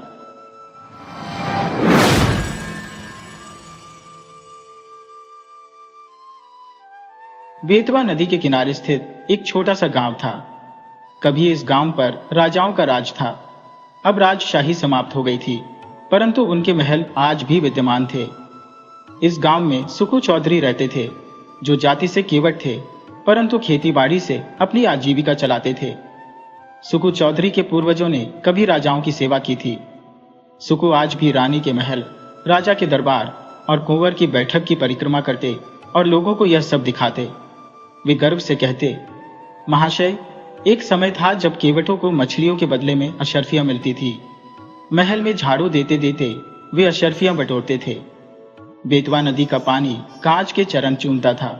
आज इस महल की दशा बदतर हो चुकी है, परंतु सुकू की बातों में विश्वास जमाने का दम था। सुनने वाले उनकी बातों के कायल हो जाते थे।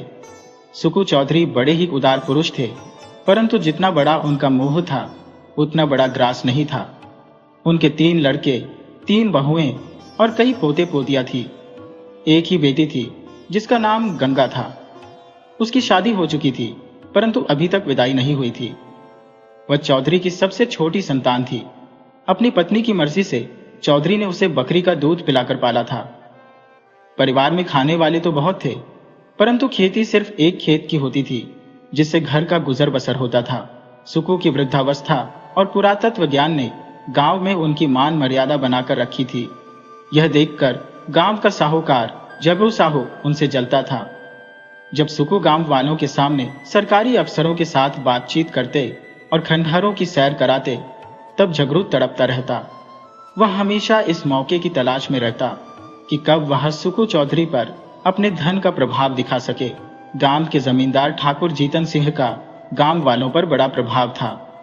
जब जिला मजिस्ट्रेट का दौरा हुआ और वे यहाँ के पुरातत्व स्थलों का निरीक्षण करने आए, तब सुकू चौधरी ने अफसरों से गांव वालों की समस्याओं की कहानी बयां कर दी। सरकारी अफसरों से वार्तालाप करने में सुकू को कोई भय नहीं होता था। उन्हें पता था कि जीतन सिंह से दुश्मनी लेना खतरनाक है, परंतु जब गांव वाले उनसे कहते, तुम्हारी तो बड़े बड़े अफसरों से जान पहचान है, इस जान पहचान का हमें क्या फायदा है, तब सुकू का मिजाज आसमान पर चढ़ जाता था और वे घड़ी भर के लिए जीतन सिंह को भूल जाते थे। इस घटना के बाद मजिस्ट्रेट ने जितेंद्र सिंह से इस मसले पर स्पष्टीकरण मांगा। इधर साहूकार जुगाड़ू ने जमींदार जीतन सिंह को बता दिया कि इस सारे मामले के पीछे सुकू चौधरी का हाथ है। ठाकुर साहब क्रोध से जल भुन गए और अपने करिंदों से बकाया लगान की तुरंत वसूली का आदेश दे दिया। लोगों की बात है कि सुकू चौधरी के इस साल का कुछ लगान बाकी था, परंतु उसकी हालत ठीक नहीं थी। इस साल फसल भी कम हुई थी और गंगा की शादी के खर्चों ने उसकी आर्थिक स्थिति को और भी दयनीय बना दिया था। ऊपर से छोटी बहू ने घर में नट की रात मनाने की जिद पकड़ ली थी, जिसकी व्यवस्था करनी पड़ी। इन सब खर्चों ने सुकू के हाथ पूरी तरह से खाली कर दिए थे। उसे लगान की चिंता नहीं थी, क्योंकि वह मानता था कि उसने सरकारी अफसरों से सीधे बात की है और उसी जोश में ठाकुर साहब से भी प्रश्न कर डाला था।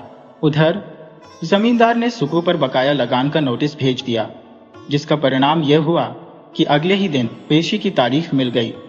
सुकू को अपने तिकड़मों का उपयोग करने का अवसर ही नहीं मिला। जिन लोगों के बहकावे में आकर उसने ठाकुर से टकराव लिया था, वे अब उसे दिखाई भी नहीं देते थे। ठाकुर साहब के प्यादे गांव में घूम घूम कर डराने लगे।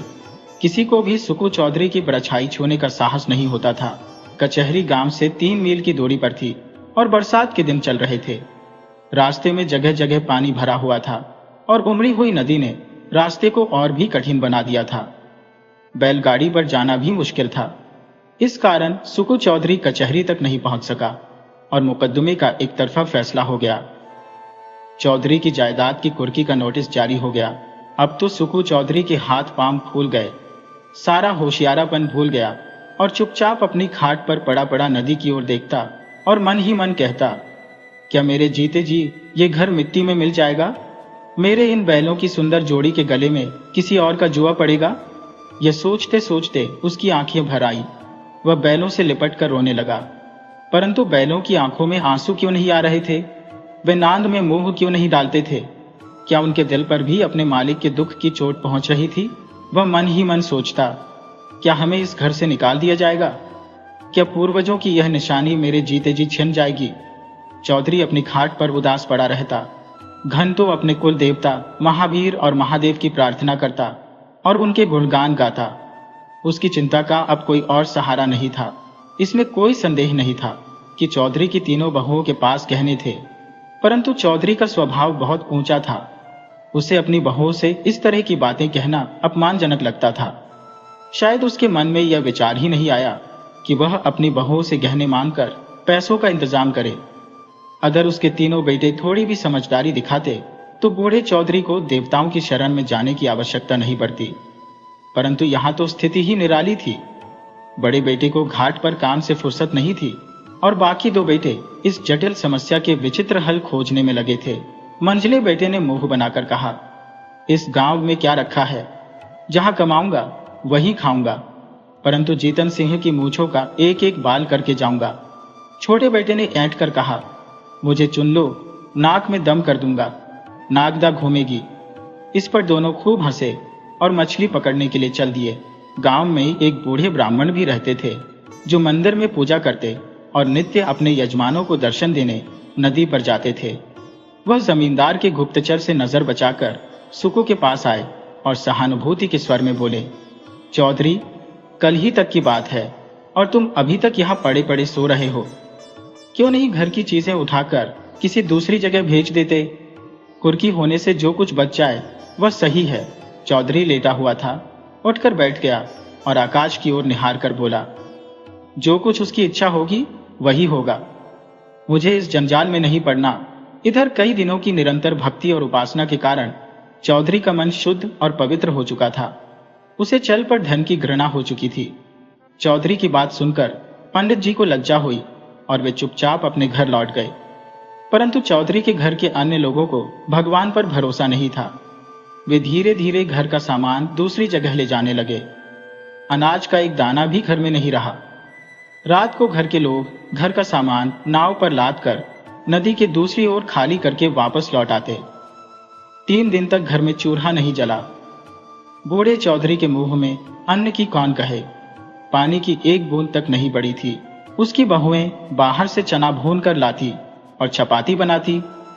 उसके बेटे मछलियां भून भून कर खाते, परंतु बूढ़े की इस एकादशी में कोई शरीक नहीं था।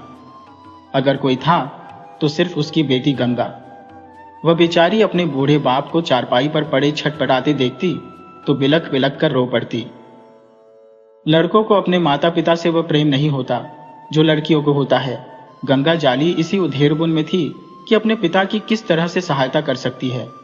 उसने सोचा, यदि हम सब भाई बहन मिलकर जितेंद्र सिंह के पास जाकर दया की भीख मांगे तो वह अवश्य मान जाएगा, परंतु बापू को यह बात स्वीकार नहीं होगी। यदि वह एक दिन बड़े साहब के पास चले जाए तो भी बात बन सकती है, किंतु इस समय तो जैसे उनकी बुद्धि मेरी गई है। तभी उसके मन में एक विचार आया जिससे उसका चेहरा खिल उठा। चौधरी उच्च स्वर में अपने सोए हुए देवताओं को पुकार पुकार कर बुला रहे थे। तभी उनकी बेटी गंगा जाली उनके पास आकर खड़ी हो गई। चौधरी ने हैरान होकर बेटी से कहा, क्यों बेटी, इतनी रात गए बाहर क्यों आई हो?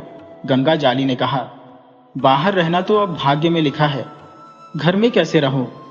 बापू, क्या आपने घर बचाने का कोई उपाय सोचा है, या यूं ही सब मिट्टी में मिल जाएगा? क्या हमें पेड़ के नीचे रखना चाहोगे? चौधरी ने बड़े ही उदास स्वर में कहा, बेटी, मुझे तो अब कोई उपाय नहीं सोचता, भगवान जो चाहेंगे वही होगा।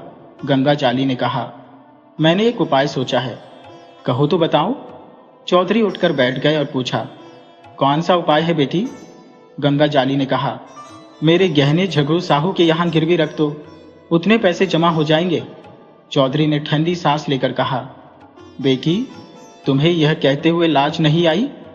वेद शास्त्रों में मुझे तुम्हारे गहने गिरवी रखना मना है, क्या तुम मुझे नरक में धकेलना चाहती हो? गंगा जाली पहले से ही उत्तर देने के लिए तैयार थी।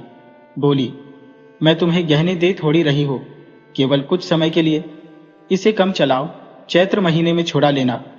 चौधरी ने कड़क कर कहा, मुझे यह नहीं होगा। गंगा जाली उत्तेजित होकर बोली, तुमसे यह नहीं होगा तो मैं खुद ही चली जाऊंगी, मुझे घर की यह दुर्दशा अच्छी नहीं लगती। चौधरी ने झुंझलाकर कहा, बिरादरी में कौन मुंह दिखाऊंगा? गंगा जाली ने चढ़कर कहा, बिरादरी में कौन दिंदोरा पीटने जाता है? चौधरी ने फैसला सुनाया, जग हंसाई के लिए मैं अपना धर्म नहीं बिगाड़ूंगा। तब गंगा जाली बिगड़कर बोली, मेरी बात नहीं मानी तो तुम्हारे ऊपर मेरी हत्या का दोष लगेगा, आज ही बेतवा नदी में कूद पड़ूंगी। तुम्हें चाहे घर की दुर्दशा अच्छी लगे, पर मुझे अच्छी नहीं लगती। चौधरी ने ठंडी सांस लेकर करोड़ स्वर में कहा, बेटी, मेरा धर्म भ्रष्ट मत करो, यदि ऐसा ही है तो किसी भाभी से गहने मांग लो। गंगा जल्ली ने गंभीर स्वर में कहा, भाभियों से कौन अपना मुंह है? यदि उनको इतनी ही फिक्र होती तो अब तक कहने देती, मुंह में दही जमाकर नहीं बैठी होती। चौधरी के पास इस बात का कोई उत्तर नहीं था। गंगा जली घर में जाकर गहनों की पिटारी उठा लाई और एक एक करके उसने सारे गहने एक पोटली में बांध दिए। चौधरी ने आंखों में आंसू भरकर कहा, हे राम, इस शरीर की क्या गति लिखी है? यह कहकर वह उठे। बहुत संभालने पर भी आंखों के आंसू वह छिपा न सके। रात का समय था। बेतवा नदी के किनारे मार्ग को छोड़कर सुखो चौधरी गहनों की गठरी कांख में दबाए हुए इस तरह से चुपके चुपके चले जा रहे थे मानो पाप की गठरी ली जाते हो। जब वह जुगाड़ू साहू के मकान के पास पहुंचे तो ठहर गए। आंखें खूब अच्छी तरह से साफ की, जिससे पता न चले कि चौधरी रोता हुआ आया है। जबरू साहू अपनी मोटी ऐनक लगाए हुए वही खाता फैलाए बैठे थे। वे अपनी भी खतियान जांच रहे थे कि किससे कितना लेना है। इसी समय सुख चौधरी ने आकर कहा, जय राम जी की। जगरू साहू ने देखा और पहचान कर बोले, जय राम जी की चौधरी, कहो मुकदमे में क्या हुआ? ये लेन देन बड़े झंझट के काम होते हैं, दिन भर सिर उठाने की फुर्सत नहीं मिलती। चौधरी ने पोटली को खूब सावधानी से छिपाते हुए लापरवाही से कहा, अभी तक कुछ नहीं हुआ, कल डिग्री होने वाली है। ठाकुर साहब ने न जाने कब का पर निकाल रखा है। हमें 2-3 दिन की मोहलत देते तो डिग्री जारी ना हो पाती। छोटे साहब और बड़े साहब दोनों मुझे अच्छी तरह से जानते हैं। अभी इसी साल मैंने उनसे नदी के किनारे पर घंटों बातें की, किंतु एक तो बरसात के दिन, दूसरे एक दिन की भी मोहलत नहीं मिली। क्या करता? इस समय मुझे रुपयों की चिंता है। जगरू साहू ने हैरानी से पूछा, तुमको रुपयों की चिंता? घर तो तुम्हारा भरा पड़ा है, किस दिन काम आएगा? जगरू साहू की हैरानी जायज थी। सारे गांव को विश्वास था कि चौधरी के घर में लक्ष्मी महारानी का राज है। चौधरी का रंग बदलने लगा। वह बोले, साहू जी, रुपया होता तो किस बात की चिंता थी? तुमसे कौन सी बात छिपी है? आज 3 दिन से घर में चूल्हा नहीं जला, रोना पीटना मचा हुआ है। ठाकुर साहब ने तो उजाड़ने में कोई कसर नहीं छोड़ी। झगड़ू साहू तो जैसे इसी मौके की तलाश में बैठे थे। पूछने लगे, आज शिकार फंसी गया? झगड़ू साहू जमींदार जीतन सिंह को खुश रखना चाहता था, साथ ही साथ वह चौधरी को भी नाराज नहीं करना चाहता था, जिसका कारण यह था कि चौधरी की सरकारी अफसरों में अच्छी जान पहचान थी। साहू बोला, क्या कहें चौधरी जी, खर्च के मारे आजकल हम भी तबाह है। लगान वसूल नहीं होते, टैक्स का रुपया देना पड़ता है, हाथ बिल्कुल खाली हो गया है। तुम्हें कितना रुपया चाहिए? चौधरी ने कहा। 100 की डिग्री है, खर्च मिलाकर 200 के लगभग समझो। झगड़ू अब अपने दांव खेलने लगा। पूछा, तुम्हारे लड़कों ने तुम्हारी मदद नहीं की? वे सब भी तो कुछ ना कुछ कमाते हैं। साहू जी का निशाना बिल्कुल ठीक पड़ा। लड़कों की लापरवाही से चौधरी के मन में जो उचित भाव भरे थे वे संजीव हो गए। चौधरी बोले, भाई, लड़के किसी कम होते तो क्या यह दिन देखना पड़ता? उन्हें तो अपने भोग विलास से मतलब है। घर गृहस्थी का बोझ तो सिर्फ मेरे सिर पर है। मैं इसे जैसे चाहूं संभालूं, उन्हें मुझसे कोई सरोकार नहीं है। मरते दम में भी गला ना छूटेगा। मारूंगा तो सब हाल में भूसा भरवा कर छोड़ेंगे। झगड़ू ने तीसरा तीर मारा। क्या बहू से भी कुछ न मिला? चौधरी ने उत्तर दिया, बहू बेटे सब अपनी अपनी मौज में मस्त है। मैं 3 दिन तक द्वार पर बिना अन्न के पड़ा था, किसी ने बात तक नहीं की। कहाँ की सलाह, कहाँ की बातचीत। बहुओं के पास रुपया ना होगा, परंतु गहने तो थे ही, वे भी मेरे ही बनवाए हुए हैं। ऐसे बुरे समय यदि वे अपने गहने दे देती तो मेरा काम चल जाता और बाद में मैं गहने छुड़ा देता। जुगाड़ू साहू समझ गए कि यह महज जबान का सता है और जबान का सौदा वे भूल कर भी न करते हुए थे। साहू बोले, तुम्हारे घर के लोग भी अनोखे हैं। क्या वे इतना भी नहीं जानते कि वृद्ध रुपया कहाँ से लाएगा? अब समय बदल गया है भाई, या तो कुछ जायदाद लिखो या फिर गहने गिरवी रखो, तब जाकर रुपया मिलेगा। इसके बिना रुपया कहाँ मिलता है? इसमें भी तुम्हारी जायदाद में तो सैकड़ों लफड़े हैं। हाँ, जब तुम्हारे घर वालों को ही कोई फिक्र नहीं है तो तुम व्यर्थ में जान क्यों देते हो? यही ना होगा कि लोग हंसेंगे, सो ये लाज कहाँ तक निभाओगे? चौधरी अत्यंत विनीत होकर कहता है, साहू जी, यह लाज तो मार ही डालेगी। तुमसे क्या छिपा है? एक दिन वह था कि जब हमारे दादा परदादा महाराज के साथ चलते थे, और एक दिन यह है कि जब घर घर की दीवार तक बिकने की नौबत आ गई है। कहाँ मुंह दिखाने को नहीं बचा। ये कहते हुए चौधरी ने गहनों की पोटली आगे रखी और बोला, ये लो गहनों की पोटली। यदि लाज ना होती तो इसे लेकर यहाँ पर कभी ना आता, परंतु यह धर्म इसी लाज को निभाने के लिए करना पड़ रहा है। साहू आश्चर्य में पड़ गए और पूछा, ये गहने किसके हैं? चौधरी ने सिर झुकाकर बड़ी ही कठिनता से कहा, मेरी बेटी गंगा जाली के। झगड़ू साहू सिहर गए और बोले, अरे राम राम। चौधरी ने करुण स्वर में कहा, दब करने को जी चाहता है। झगड़ू ने बड़ी धार्मिकता के साथ स्थिर होकर कहा, शास्त्रों में बेटी के गहने का प्रयोग करना भी मना है। चौधरी ने बड़े ही उदास होकर करुण स्वर में कहा, ना जान नारायण कब मौत देंगे। भाई, 3 लड़कियां ब्याही, कभी भूल कर भी उनके द्वार का मुंह नहीं देखा। परमात्मा ने अब तक तो टेक निभाई है, पर अब न जान मिट्टी क्या दुर्दशा होने वाली है। झगड़ू साहू लेख जोखा बख्शी 100 के सिद्धांत पर चलते थे। वे एक कौड़ी भी छोड़ना हराम समझते थे। यदि 1 महीने का 1 दिन भी निकल जाता तो पूरे महीने का सूद वसूल करते थे। परंतु नवरात्रों में नित्य दुर्गा पाठ करवाते थे। पितृपक्ष में रोज ब्राह्मण को भोज करवाते थे। बनियों में धर्म की बड़ी निष्ठा होती है। यदि कोई ब्राह्मण लड़की के ब्याह के लिए उनके सामने हाथ फैलाता तो वह खाली हाथ ना लौटता था। उनके दरवाजे पर भिक्षा मांगने वाले ब्राह्मण को कभी फटकार नहीं लगाई जाती थी। उनके धर्मशास्त्र में कन्या के गहने का उपयोग भी निषेध था, चाहे प्यासा ही मर जाए। वे स्वयं भी इस सिद्धांत के भक्त थे और जो इस सिद्धांत को मानता था वह उनके लिए देवता था। चौधरी की दशा देखकर वे पिघल गए। मन में सोचा, यह मनुष्य तो कभी ऊंचे विचारों को मन में नहीं लाया, परंतु समय की ठोकर ने इसे धर्म के मार्ग पर उतार दिया है, तो उसके धर्म की रक्षा करना क्या मेरा कर्तव्य नहीं है? यह विचार मन में आते ही झगड़ू साहू गाड़ी से उठे और दृढ़ स्वर में कहा, वही परमात्मा जिसने अब तक तुम्हारी टेक निभाई है, अब भी निभाएंगे। लड़की के गहने लड़की को दे दो। लड़की जैसे तुम्हारी वैसे मेरी। ये रुपए रख लो और आज अपना काम चलाओ। जब हाथ में रुपए आए तब दे देना। चौधरी पर इस सहानुभूति का गहरा असर पड़ा। वह जोर जोर से रोने लगे। उन्हें अपने भावों की धुन में ऐसा जान पड़ा जैसे स्वयं कृष्ण भगवान उनके सामने विराजमान हो।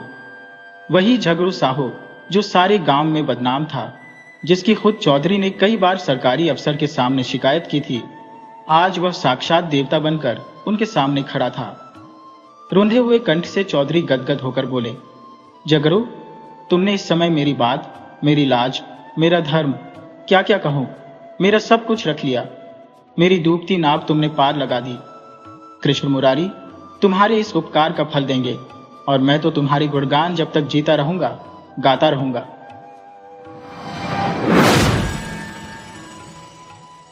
वीडियो अच्छी लगी हो तो इसे लाइक करें और ऐसी ही मजेदार कहानियों के लिए चैनल को सब्सक्राइब करें और बेल आइकन दबाएं। ज़्यादा से ज़्यादा अपने दोस्तों को शेयर करें। धन्यवाद।